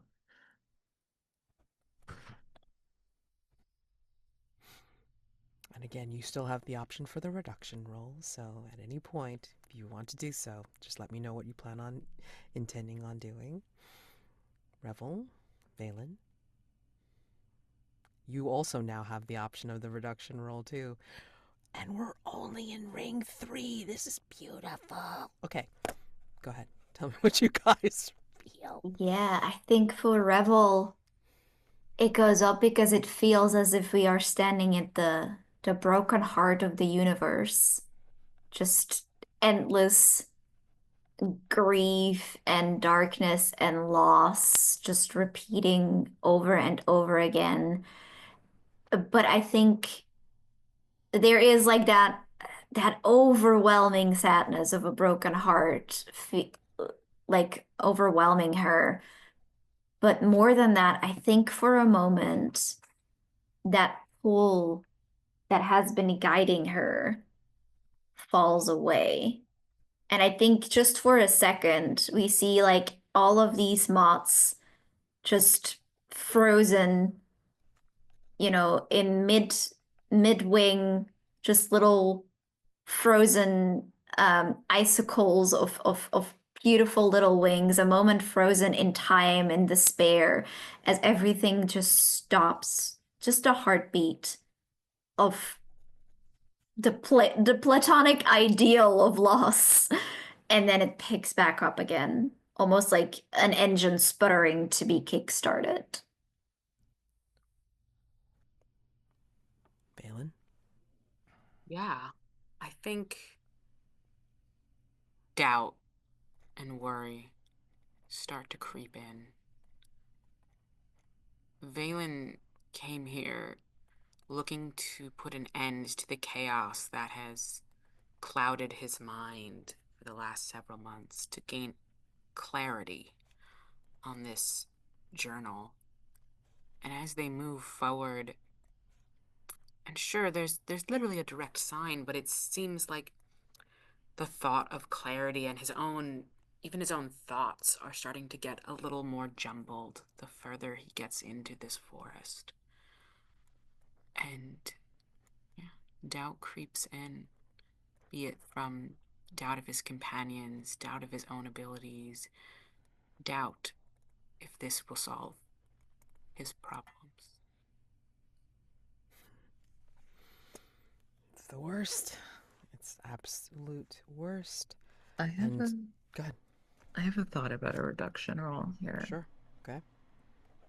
I'm imagining that all of these little pinpricks of light that are floating around us seem to reflect a little differently off of Elisio's skin. Mm-hmm.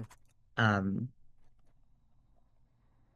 as though each is an individual mirror that is reflecting him slightly different from every angle. Uh-huh. So I think that if and when Valen and Revel each look Elisio's way, they might see him as the person they have most loved. And maybe this is something Elisio is doing purposefully here, like in this place that reflects himself, he is able to have more control over how he appears to others, how his face molds and remolds itself. Nice. Are you doing mirror? Um, It is sort of pulling on the fiction of the mirror ritual, but I am trying to do a reduction roll Yeah. here, Mm-hmm. by distracting my Sure. companions. Absolutely. Yeah. I mean, I'll take it either way, but I mean like if like doing a reduction roll and then if you do want to do the ritual to extend that, extend the fiction, I can totally accept that as well. So let's see. Reduction roll, you're saying how you're doing it. Roll one light die in the reduction roll. My betrayal goes unnoticed, and I decrease my ruin by 1. Okay, so you're back down to your starting ruin. Alrighty. And yeah, so please. Okay, so I think since you're appearing as the person the others most loved. Oh boy, this could be hilariously fun. Oh god. Hmm.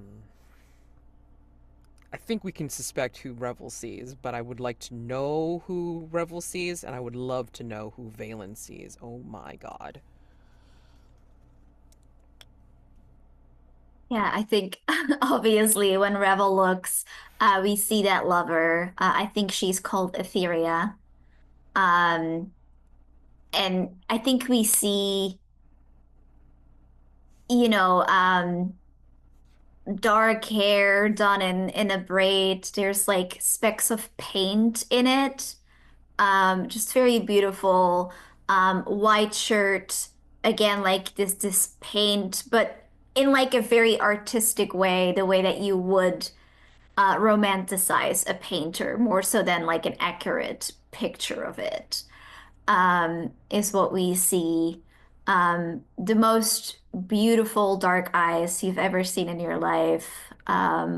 Red lips curling around perfect white teeth in a smile. Um, and of course, I think we see that wedding ring around the finger, identical to Revel's. Nice. Hmm. Who does Valen see?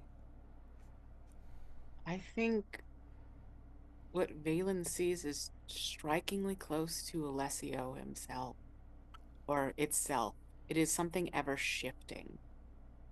It is something he does not know or cannot comprehend, which he's so accomplished. How could he not understand? But Can I ask something really strange? And you don't have to go with this if you don't want to, and I'm going meta, like really meta with this.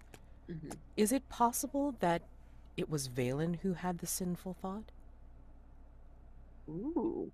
I'm gonna defer to Elle on this because it is your character. I'm happy to yes and this because I'm just in that kind of mood.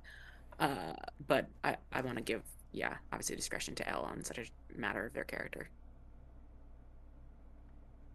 Um, I think that's super interesting. I am fully down for that if you want to establish that Valen has such thoughts. Hell yeah. He's gonna have two brain babies, Elisio and whatever else is coming at him. Uh, yeah, I think, yeah, he doesn't have time for his impure thoughts. And because his sort of prowess and the knowledge he's delved into as a way to repress it, or maybe even unrealizing what he was doing, shoving it all to the side, it, it just birthed Alessio. Oh my All that God. unused emotion in a practitioner has to go somewhere. Yeah, that's okay. So yeah, that's what you I two see. also have a thought for a reduction roll. Okay, go for it. I I think Revel sees that and is indeed for a moment just fully frozen because that pool left and then she was right there. Mhm. And and there is a moment almost of like, oh, did I find you? Is this the moment? But because that pool isn't there, I think even though the illusion is perfect, I think Revel can tell that it's an illusion. Like it's still distracting because why is it there, right? Um, and I don't know that Elisio is doing it. But there is like that moment.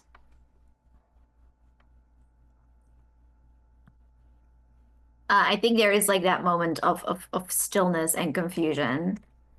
Um, but I will take that ebony butterfly.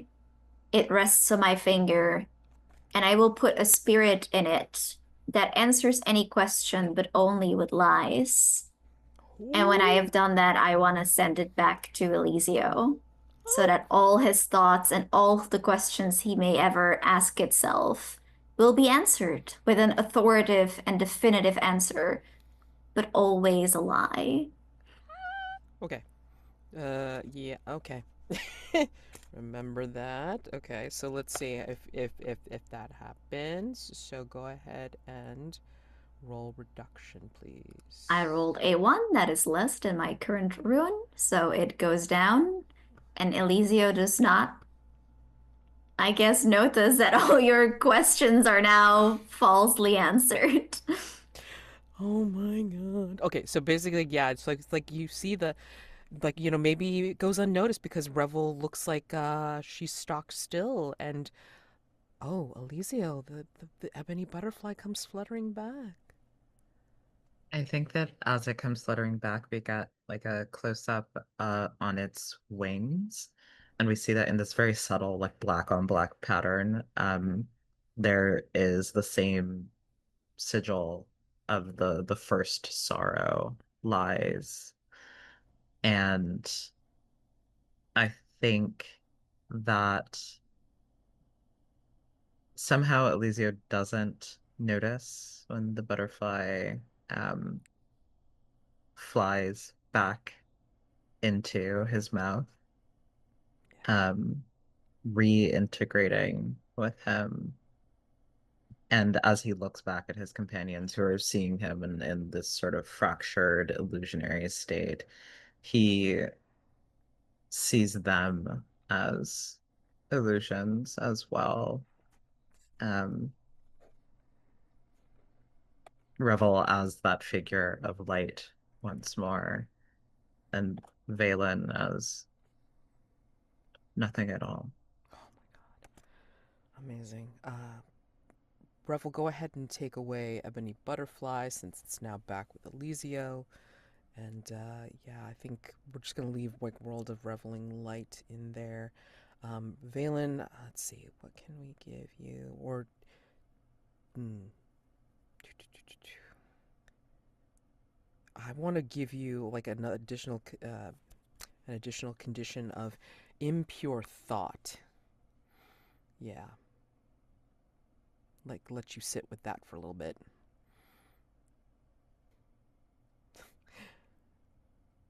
you do see, as all of this has happened, it's kind of like this back and forth and then shifting and like thoughts within.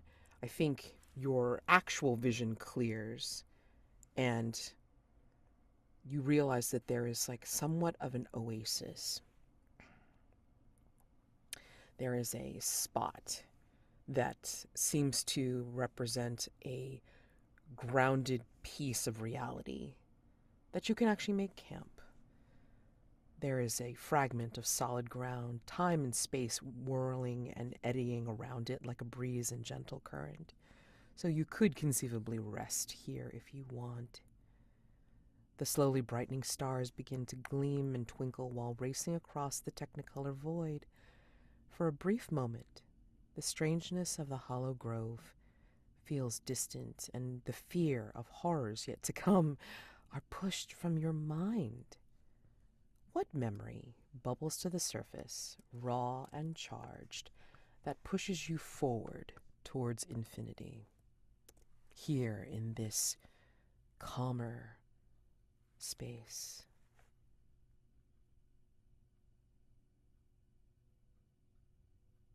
What memory bubbles to the surface, raw and charged, that pushes you forward towards infinity? Oh wow. I think, yeah, rushing forward, raw and charged, as Valen looks at this oasis, and intrinsically, no, there's no reason to stop. They're fine. They haven't been at this that long, but it calls to him and his impure thoughts, and a sort of desire and languidity, laziness seeps against his bone as he remembers a moment in his first year of study where he had been plugging away at tomes in the library, and another student who their face isn't important, they flunk out eventually. They're not really prospect. Came over to the table where he was working and coaxed Valen away from his studies to a brain fart, word, to a uh, oh God, what are the natural bodies of water that exist kind of on mountains that like are all steamy? Hot springs? Yes, thank you. Hot springs. Uh, to a hot springs that was, there, mounted into the same mountain that held the academy. And he remembers sinking into that warm, mineral-rich water and just seeing a chiseled body covered in steam at the face. That doesn't matter. It's the impure desires, and we flicker camera, Kind of looks like Alessio's chest. And he's caught. He's caught there, and it makes him take several sort of jolted steps towards the oasis, even though he knows that's not the way to go.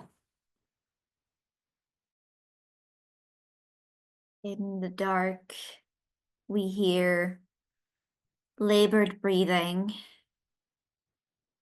the sunlight filtering through a window, little motes of dust playfully dancing around, white sheets covered with little specks of red blood, etheria, eyes closed, dreams of love, dreams of Revel, dreams of death as it takes her.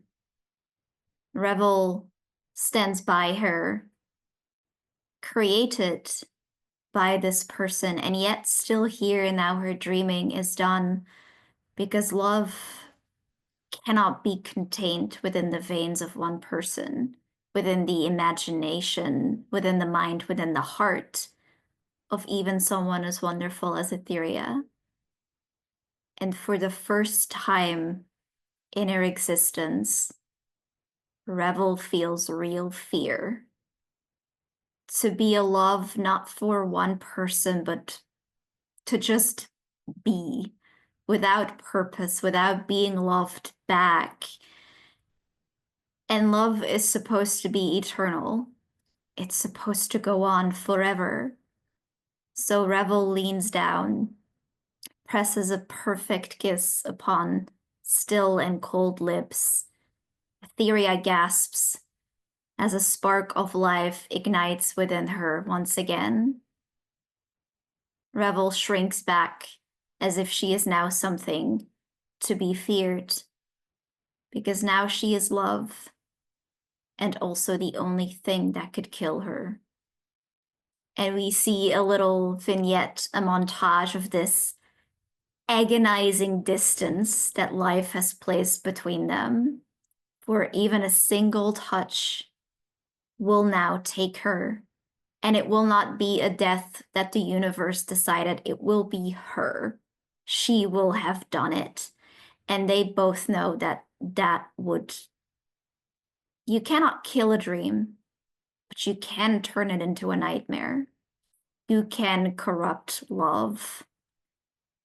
And we see this ennui, this melancholy, this agony of distance grow on them until finally Etheria leaves to find a new life, to find a solution somewhere in this place, a new start. Steam fills the screen again, and we hear labored breathing once more, though perhaps now it belongs to Valen, or that student he was so taken with. As Elisio remembers his birth, a heated glance between Valen and this other young man was for Elisio like the Big Bang. It was nothingness that begat life or something like it. This little rift in Valen's heart and mind forming and ever expanding. And Elisio doesn't remember where or what he was before, if he was anything at all, but he remembers pressing against this newly forming portal into the world and feeling it resist, trying to repress him, trying to snuff him out. It was not inviting, but it was warm, and in that warmth was a dark little hope that made it impossible for him to go so easily. So when tongue touched to tongue, there was a little extra heat. Perhaps in a close-up, we would see those tongues, the tips of them turning this strange, dark obsidian color as they intertwine. And as the two pull apart, there is a dark tendril, black and glittering, that hangs between them, unnoticed for now, but it will grow and grow. And by that night, when Valen is alone in bed, seemingly alone, a shadow will solidify next to him with gray eyes and pure white hair, and it will hold him until morning. You all blink in this place, this, again, oasis of reality within the swirls and eddies of the confusion around you. You blink, and below your feet are glimpses into the infinite spiral of your past, and when you look above is your future. As we close and fade out of Ring 3 and enter into Ring 4.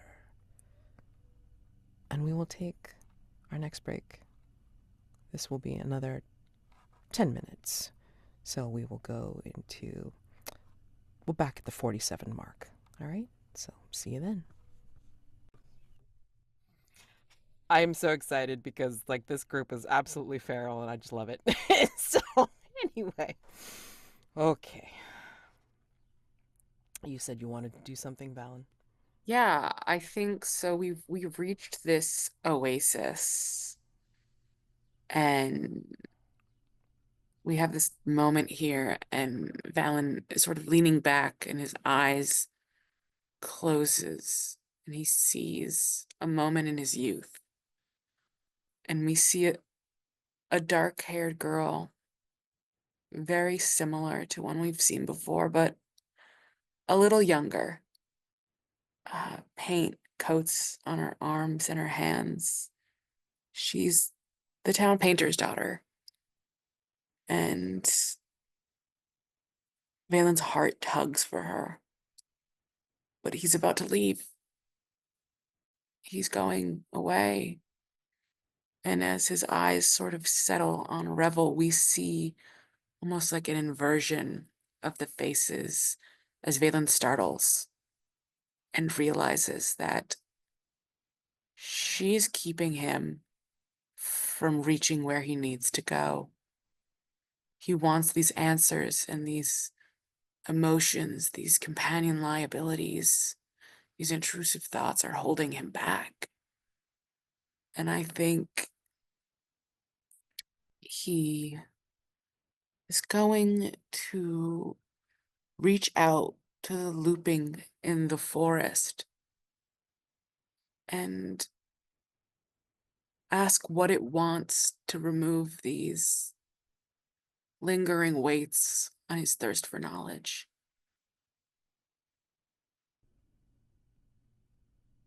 So is this a question you're asking in your mind? I think so. Yeah, he's like taking a moment and he's looking into this forest and these things and he's trying to figure out um what is the best way to sabotage sort of kind of for the forest, like, hey, what do you need me to do? You need me to just stick these two in the oasis and then run away and keep going further? Like, what do you need? Interesting. Okay. All right.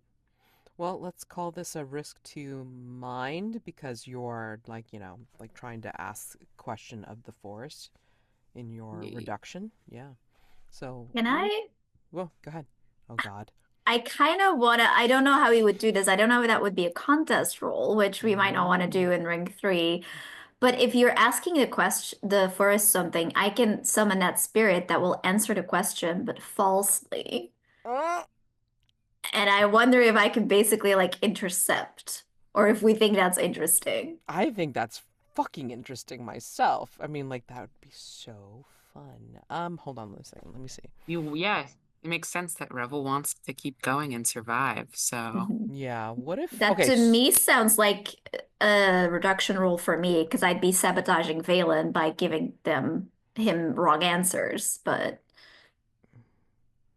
I don't know if Okay. Hold on a second. So let's see.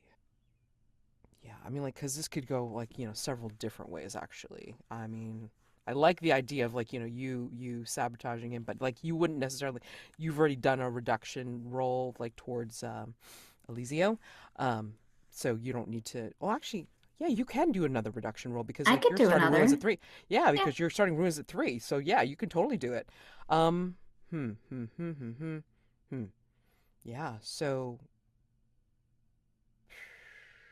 I'm just like wondering if I want to. You know what? I want you both to do a reduction roll. I want to see if you realize that you're like, you're working against each other. Yeah. So let's see if your betrayal goes unnoticed.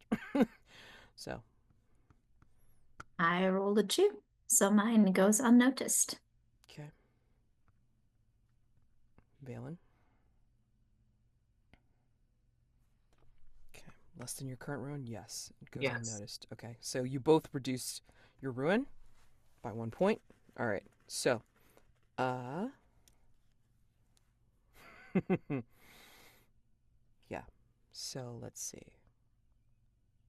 You ask the forest for some kind of guidance, and maybe you do get like an answer in a way, but I mean, like, you'll still get another answer from uh from Revel's spirit, which will give you some false information.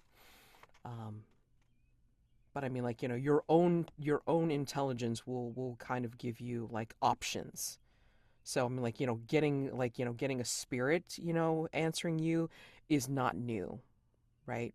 So, like, Balin, you come up with several different options for yourself.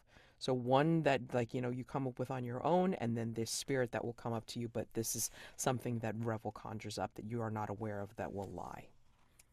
Yeah. All right. Yeah. So, um, what is your particular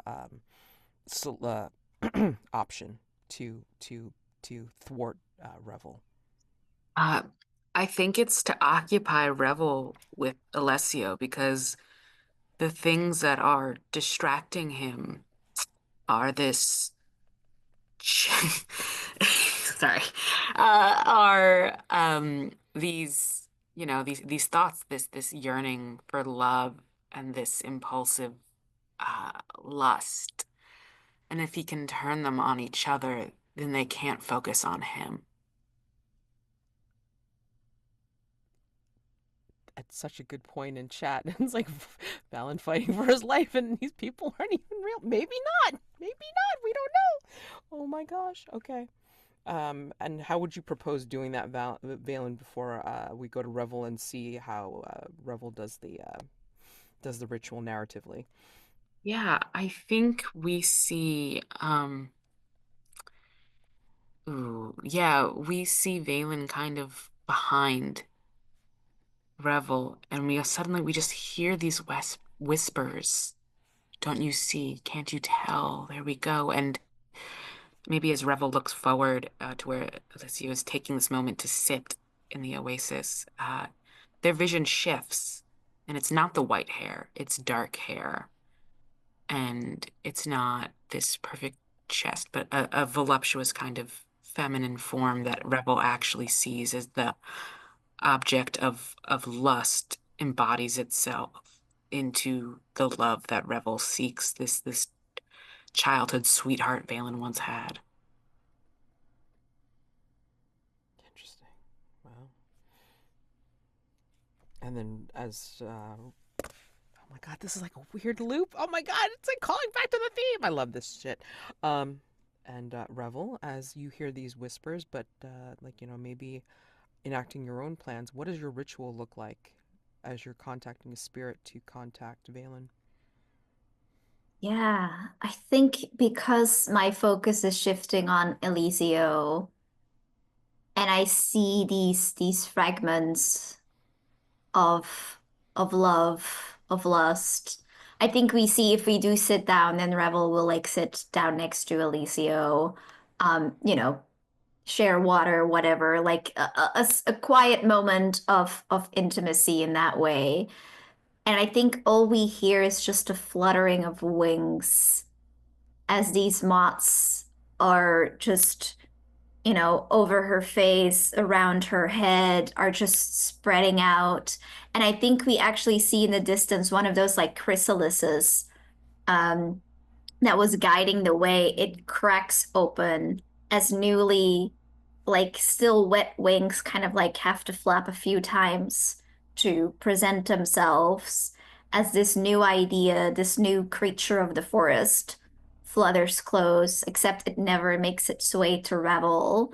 I think in the same way that Elisio didn't notice the butterfly going in his mouth, I think Valen maybe doing this ritual, doing these gestures or these whispers, doesn't notice the fluttering of wings as one flies into his ear and rests there gently. And perhaps you see these strange images in your mind's eye, but you can't make sense of them just because you're not sure if these are memories or just images that you see shifting of reality, of a different reality that may be true, may be false. You're not sure.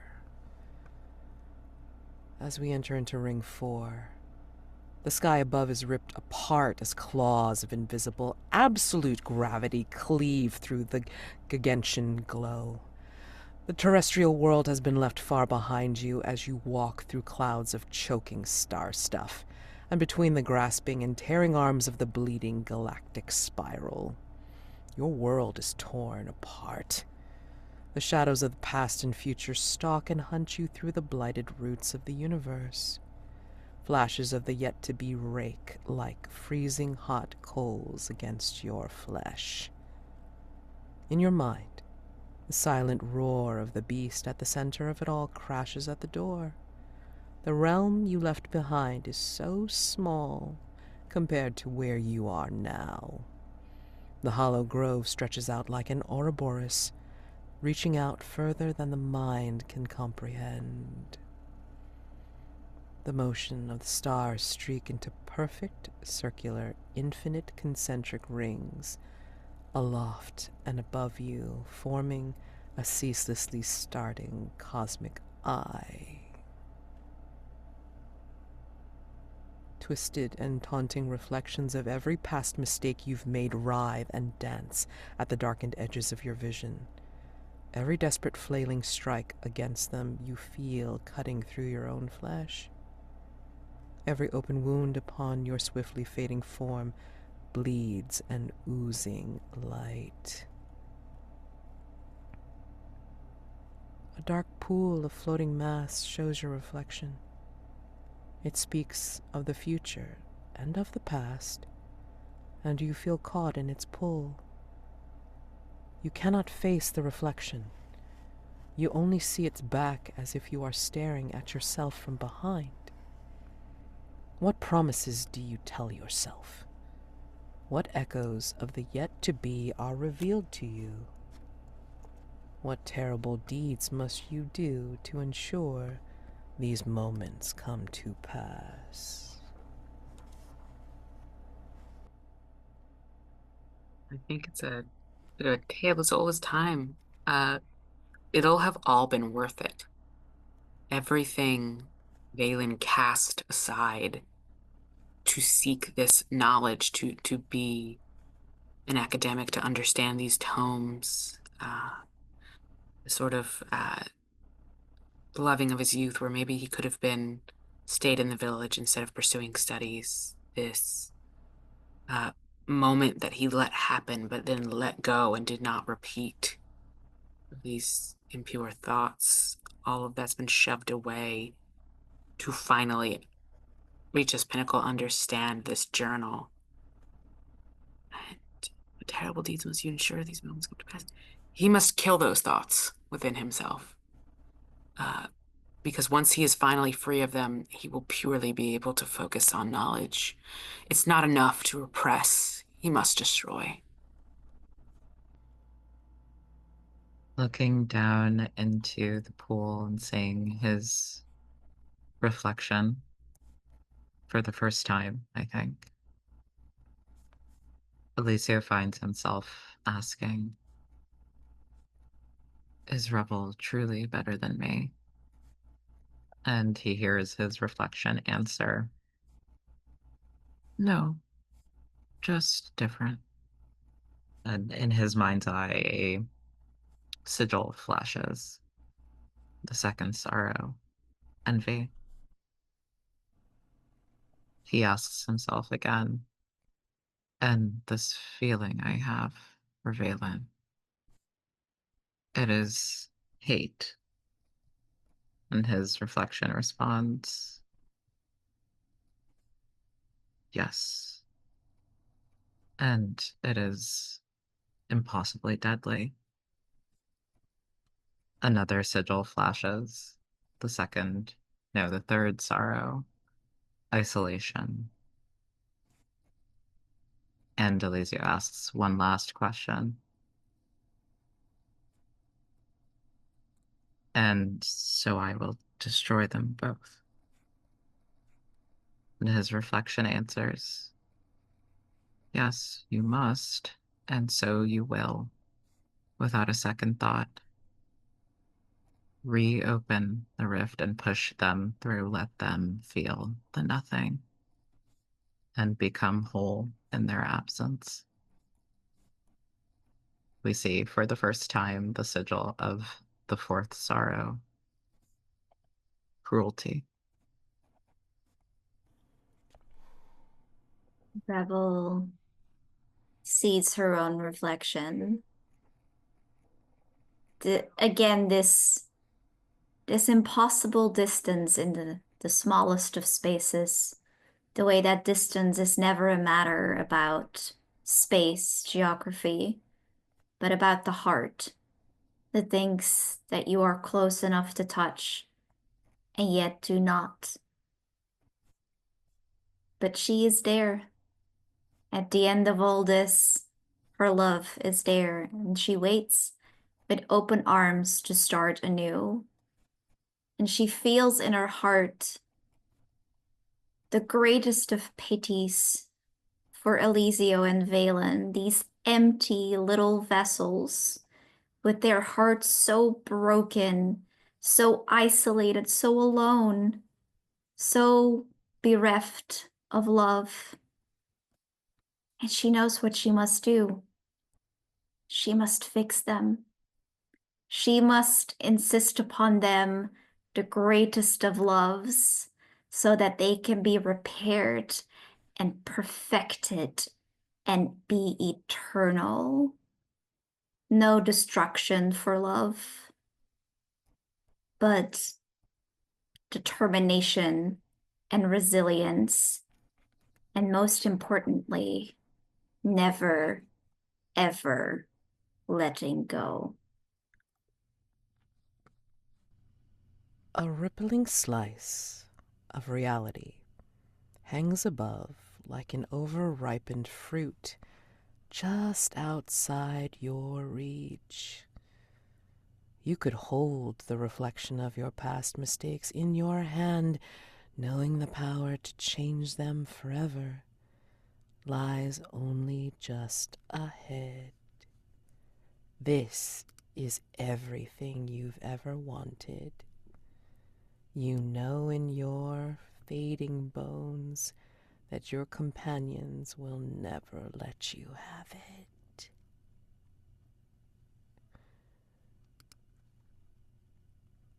Sound is Doppler shifted away from you. Your own cry sounds so very distant.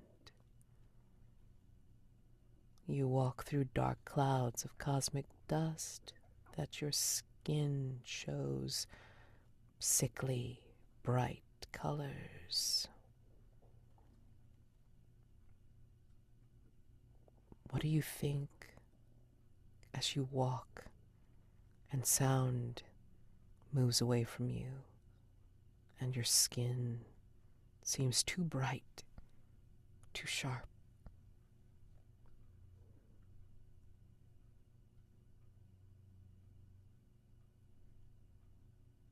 Can you hold this resolve? Can you hold this promise to yourself? Who do you look at as you enter into this last confusing slice of reality? I think it's not a who, but a what that Valen looks towards. And it's, there are straps beyond the silken layers he wears under his chest, and tied against his side is that journal, hooked into the harness as he feels its weight, and he sees this cosmic dust that reflects everything. I think that weight presses so harshly against his chest, it almost feels like it's compressing his heart. And without even realizing perhaps what he's doing, or realizing far too much, he kicks out a leg to stifle more of this cosmic dust, to darken the area around him, and then guide himself and himself alone out of it, leaving these two trapped in the dark storm. think Revel will be looking at Elisio between the original ruse of looking like Etheria and what Valen has done to her, even though she doesn't know it. I think there's this fixation now, this seed of love, because lust on its own, it's fine, but to elevate it, you just need a little love. And I think as we get closer to the end, I think there is that self-sacrificing, you know, romanticization of it, of before all this is done. That's what the forest wants. I will elevate him to be what it needs to be. And Elisio is looking away from Revel, who is shining impossibly brightly, almost blinding his senses. In fact, it feels merciful when Valen kicks up the dust and the darkness envelops him. He feels like he's re-entering for just a moment that cosmic nothingness, and that when he comes out on the other side, it will be as something even greater. And he, for one, embraces it. All in too deep now. As you move into Ring 5. You move into place. The cycle becomes clear. You feel distant and transitional. You realize you stand on the accretion disk, a step away from the center of the hollow grove. Gazing inward, you witness the perfect darkness. At the center, form a mirror, a lens, an eye. The beast roars torrents of gravity, sending riptides through time and space. Its pull strips molecules from your skin, peeling you apart at the subatomic level. You see the infinite circle of the universe presented before you, entering the grove, standing here, entering the grove, standing here, entering the grove. Tides of infinity ripple out from the mouth of the beast. You are given glimpses into perfect truth, outside of the linearity of your past perceptions. Breaking through the ring, you see it, the ragged center of the universe, the ceaseless maw, teeth that reach out and devour the stars. The beast awaits. What lies within? You look upon this beautiful and awful truth, and your whole path is laid before you in infinite repeating motion. Through the eyes of the beast, the eyes that could be yours, you witness it all. You can become the beast, fulfilling the promise you whispered to yourself so long ago, the promise that truly brought you here to the hollow grove. Only one may take the power and place of the beast. Will it be you?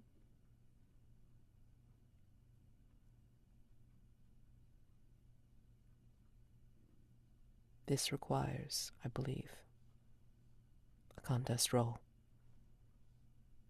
There could only be one. To be at the center, to have all you ever needed and wanted to take the power and place of the beast. Remembering why you are here, what brought you here, why you decided to keep going instead of running from this fucked up reality and time looping, shifting. You can leave if you so choose. Your last chance. Or, if you want to do this, you must contest for it. What do you want to do? The only way is forward. So, mechanically, we shall enter into, whomever wants to, enter into a contest roll. The stakes are, the stakes are whomever decides not to run and try and leave this place will contest for power and place of the beast. So, when treasure hunters act against each other, they must agree on what's at stake. Being first. Being the only one. So, however you decide to do that, to be the first, you will take a light die if you have a skill or equipment that makes this contest easier. Okay? So that's your first light die. Decide on how you plan on doing this to beat your compatriots out of the running, or to sabotage them out of the running, however you decide to do it. Okay. And then for every point of ruin that you currently have, that's another light die. All right. So, Revel, how are you planning on being the first? What's your light die? My light die will be transgressing. And I think, as Revel said, she is planning to be first by redreaming, remaking Elisio and Valen into their purest love. However, whether that, is ambition for Valen or like the love for knowledge, whether that is pure lust for Elisio, if I win, that's up for the players to decide. But basically, Revel is going to win by unmaking them, or by basically making this goal no longer what they want, because they'll have a new love. Oh my god, amazing. Elisio, what is your first light die? I'm not sure I do have a light die for this. Okay. What I'm imagining is that Elisio, with no regard for his physical body, because he doesn't, whatever he is, it's not exactly physical. I think he is reaching into that swirling center and trying to like physically wrest out the knowledge from the grimoire of Nine Sorrows that will allow him to make the world in his own image. But I'm not sure I have a skill that particularly pertains to that. Do you want to, and again, remember, I'm a pretty easygoing GM, so I mean, like, you could even parlay shrines to me.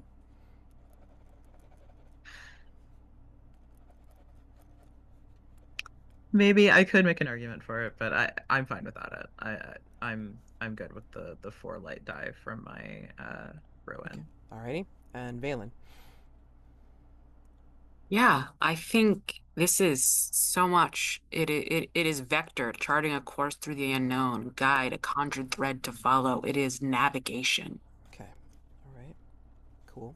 Alright, so for the first light die, so if you get the light die, then that's that plus your points of ruin. Alright, so Revel, you have a total of 4 light die. Elisio, you have 4 light die with no first light die. And then Valen, you have 5 light die total. Okay. And then your dark die comes from either using a ritual or, like, a risk, whatever risk that you plan on having to your mind and or body. Okay. And then however many dark die you'd like to plug into the roller. You can choose to tell us or not. I don't care. But you want to plug that number into the roller. But don't roll just yet. Hold on. Risk. No, that's contest. Sorry. Contest. Contest roll is what you're trying to roll for. So plug in the light die as I prescripted, and then the dark die as many as you want to go. But just remember that for every dark one that you get, that is adding another point of ruin to your current ruin. So you could win, but you could also get pushed over the edge and lose. So let's see how fun this is. Hold on. Oh boy. Is everybody good with their numbers? Yeah? Yes. Okay, ready? Okay, great. 3, 2, 1, roll. What? Whoa! Holy shit! I have never seen so many freaking dark sixes in my. Well, I have, but I mean, I don't remember when, but I'm going to take a picture of it anyway. God dang. Oh my god. Okay, so yeah, Revel wins with 1, 2, 3, 4, 5, 6. Wait, hold on. Let's look at the. And only one dark die. How the hell did you do that? One dark one. So you're up to five ruin. All right, and then. I know, up to 4. I already upped it because I was at 3. Oh, okay, got it. Okay, and then Valen has 1 dark 6, and Elisio has 1 light 6 and 1 dark 6. And then no dark 1. Wait, how the hell? Yeah, so Valen's ruin only goes up by 1, and Elisio's doesn't go up at all. Amazing. Wow. What? Wow. Trophy dice roller. Wow, you disappointed us today. Holy shit. Sorry. So yeah, Revel wins definitely, and tell us how. Oh my god.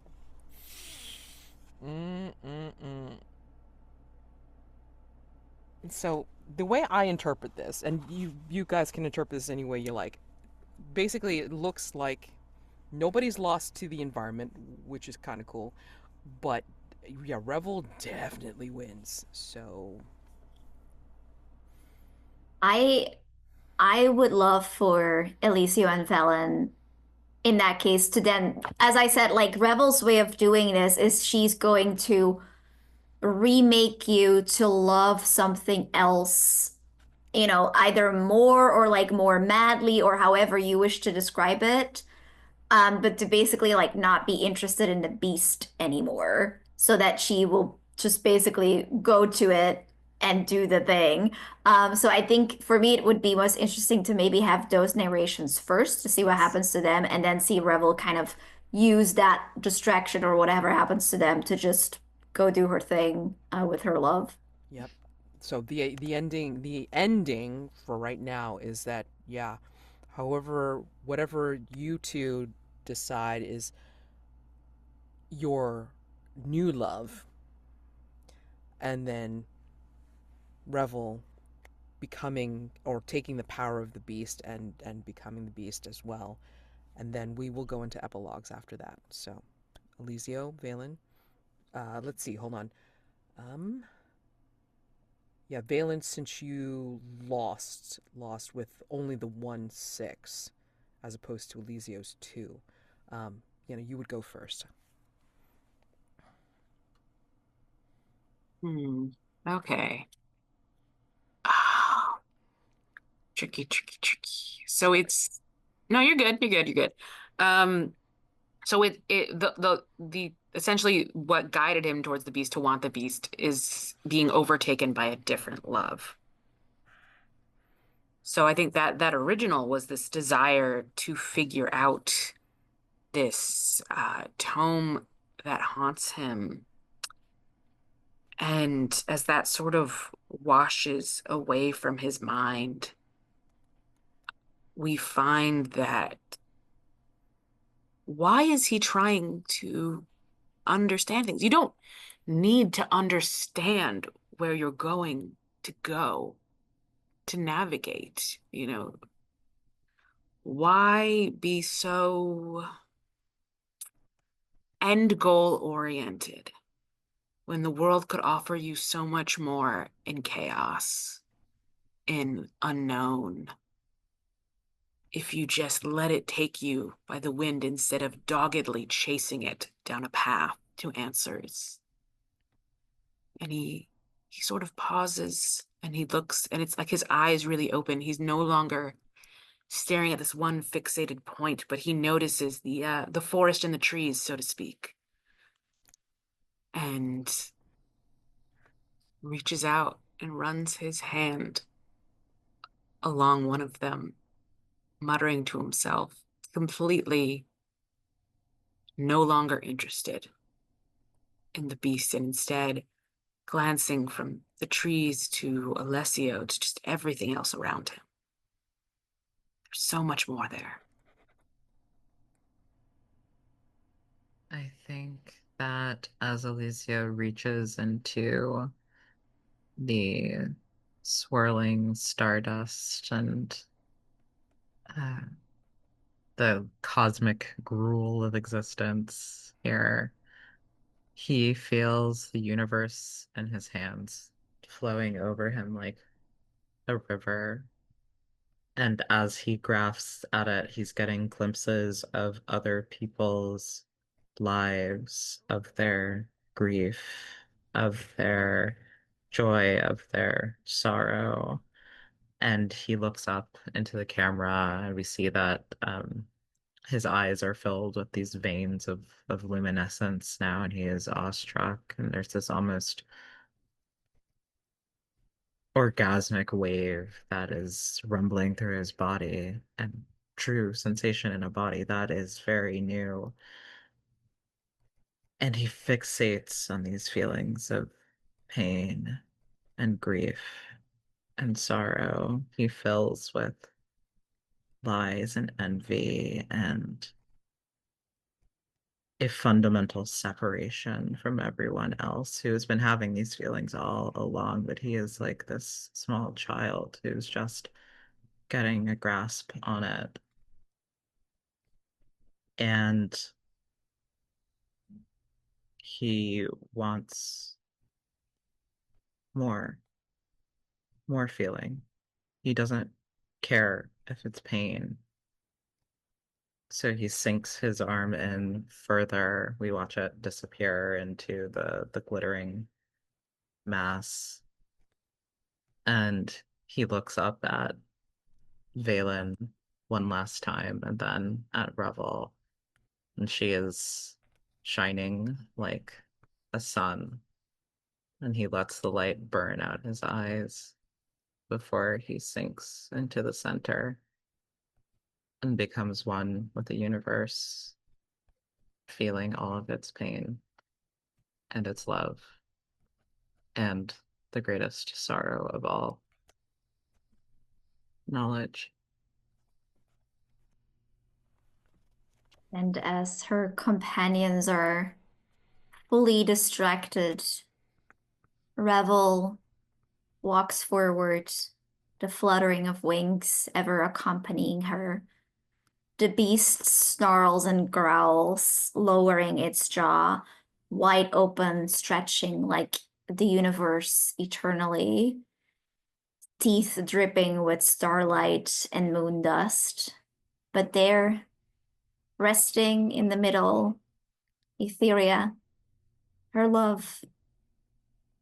She stretches out her arms, inviting an embrace. And Revel isn't scared anymore. Because the opposite of love is not death, not even hate. It is distance and apathy.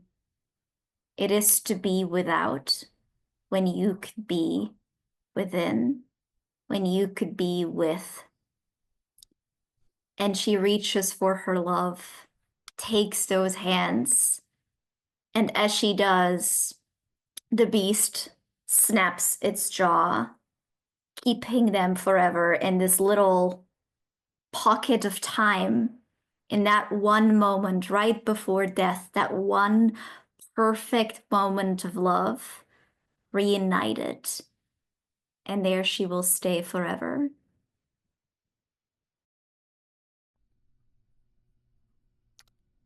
All traces of light, every last mote, is pulled from your body, forever casting this image in darkness. And we pull from this place into epilogues. So, do you need a few minutes to figure out how your characters end? Or, if not truly end, then how the world goes on with your passing? I think Revel's epilogue is more about the world around her, because I think she will be in that perfect moment, reunited, leaning in for that kiss, eternally. A moment of pure love and happiness. But I think in the mouth of the beast, becoming its heart, not becoming the beast itself, but the heart that drives it. I think that spreads throughout the universe. And if this is in Kaldor or wherever this is set, I think a new art movement is born. They call it the movement of the reveling light, because so many of these artists started having these dreams, these visions of a perfect being bathed in light, and it affected their artistic visions, where they started, these very romanticized, very naturalistic, like nature paintings, but the object is always some form of love, with the beauty standard of the woman there having that black hair, that like very artistic, like pre-Raphaelite, round, soft face, the big eyes. And they just keep making these paintings of love, this idealized perfect love of lovers reunited. I think that we got montage style glimpses of several disparate people. We see an adventurer on the edge of the Calder crying out futilely to the universe as his companion bleeds out in his arms. We see a noble in a manor somewhere surrounded by silks and jewels, sneering as he watches the man he loves marry another.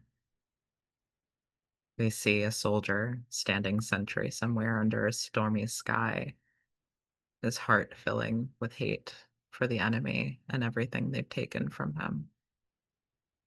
And each of these people feels something tapping at the base of their skulls, trying to open up a door inside of them. I know you, it says. I know what you're feeling. The exquisite pain. You want to keep it out because you think it will destroy you, but it can sharpen you, perfect you.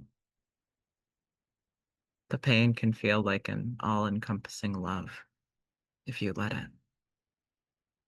If you let me open up. And perhaps one of them does, and something dark, pitch black, not an ounce of light able to penetrate it, nothing glittering or beautiful about it, begins to seep through. And over time, it will blacken them, and it will feel something like love. And I think what we see of Valen is both heart aching, but also kind of beautiful. For a man who was so possessed with this insight of knowledge, of following these ancient tomes, I don't think he gets further than really just much beyond the forest, because he's constantly stopping and enthralled by something, new, fleeting like a hummingbird from place to place to place. There is no longer a long, sustaining goal, but just snips of moments of taking in Icar off of everything around him. Everything is fleeting, and nothing lasts within Valen anymore.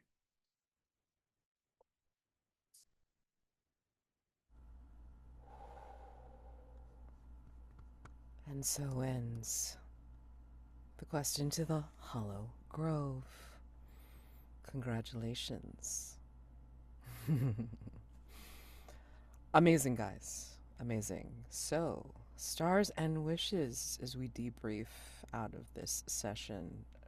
Stars are things that you loved about gameplay, roleplay, each other, and wishes, well, I mean, this was a very long one shot, but wow, wow, wow, wow, wow, wow. I don't know. Whatever you want to say about it, because it was all good. Holy crap. Amazing. So, I starred a bunch of things. Let's see if I can read my poor handwriting because I was scribbling away at everything.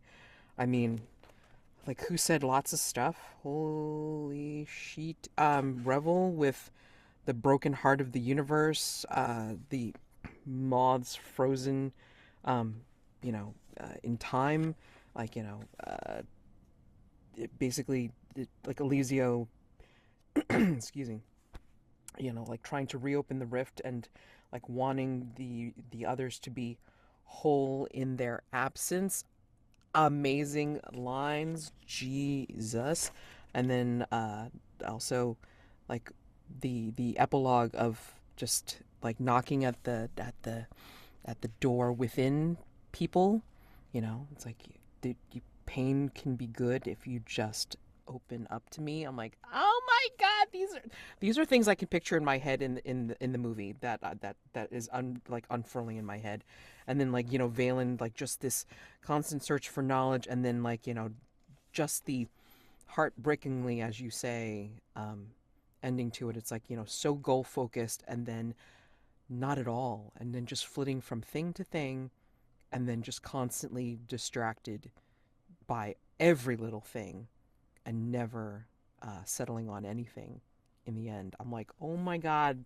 And you didn't have to go feral, but you guys did, and it was great. And just, oh yeah, I enjoyed this whole game. I mean, all I did was like, set it up for you, and you guys, like 9 pins, just, yeah, just bowled it out of the park, and it was fantastic. So thank you very much for making Trophy Dark yet again one of my favorite games, because I love what the table does with these things. It's just beautiful, just gorgeous, and yeah,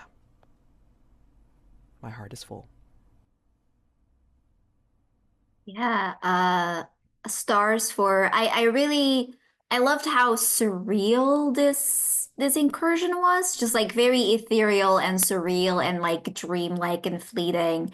Even more so than a lot of Trophy Dark, which I think always kind of leans itself to that kind of vibe. But this one, like kind of from the start, was like this is like not a no rule of the universe or physics apply here. It's all strange. It's all like from the very start, which I thought was very interesting. Especially with like me and Elle both same braining and having a person that's not really a person, but in very different ways. Um, I really appreciated in this one shot how even though we didn't have like a lot of actual character, like dialogues or interactions, they all did like sort of bleed onto and into each other and change each other in really interesting dynamic ways, which I think is really what you want for Trophy, because it's a bit more like a bit more meta in that sense where you're often describing what your character feels rather than like role playing it out with dialogue as such, which I think is interesting. Um, yeah, I really loved the twist that Elisio was made out of Valen's repressed thoughts, and then Kay immediately like going for that, immediately running with that. And I think everyone did that at like different points, right? Where like something was brought up and immediately we like all like jumped at the threads and we're like, okay, connections, we're seeing it, we're doing it, we're connecting the dots, which I thought was just really fun. Um, I also love this theme of love that emerged, but in like very, again, different, like very different takes on it. We had like this, storybook, toxic, too much of it love with Revel, which, at times went like very like, girl, maybe don't. And then we had Valen and like the abscess of it, and like more focused on a love of like knowledge and a self-love in a sense, where he was like so sure of his worth and what he should know and that he could understand this and all of that. And then Elisio's, heartbreak of it all, this pain that can feel so loving and comforting. That was really cool. Loved everybody's epilogues. And yeah, it was just very interesting to see how these characters, again, in this very surreal way, like all started to bleed into each other. That was very cool. Yeah, I totally agree with what Jazy said about the like kind of tone of the incursion. I found really interesting. It was like very vibes based in a way that I think is actually really hard to pull off, right? Like when you're creating this setting and this situation where like none of the usual rules really apply. A lot of times it's hard to find a foothold and like find something that feels like real within the surreality. But whether it was due to the writing of the incursion or just because Jazy and Kay and Mads are all fantastic, um, I never felt like I always kind of had a sense of like what our rules were within this space, right? Like or like what the tangible connections are. So that was really fun and interesting. Um, yeah, I don't know. I love Trophy because I always start with like no idea of what's going on. I just have a weird little guy I made with literally four skills, and by 10 minutes in, I'm just like locked the fuck in, which is always such a great feeling. And I want to shout out the kind of oddball devil's bargains that we had in this session. Like the one, like part of your soul becomes a butterfly. Like, okay, Love I don't know what that. that means, but it's provocative. It gets the people going. I'm into it. Love it. Um, and those things becoming like getting picked up by other players and becoming more meaningful, is really fun to see. Um, yeah, and I guess. I typically hate like it was all a dream type stuff, but I do kind of like the idea that this was all some fucked up test that is part of Valen's studies, like this journal into the journey into the essential self, where he's like supposed to be cutting away the weakness of emotion to achieve like perfect rationality, and he fails spectacularly and just like releases his messy emotions into the world for everyone else to deal with is very funny to me. Oh my So that God. is how I choose to contextualize this session. Beautiful.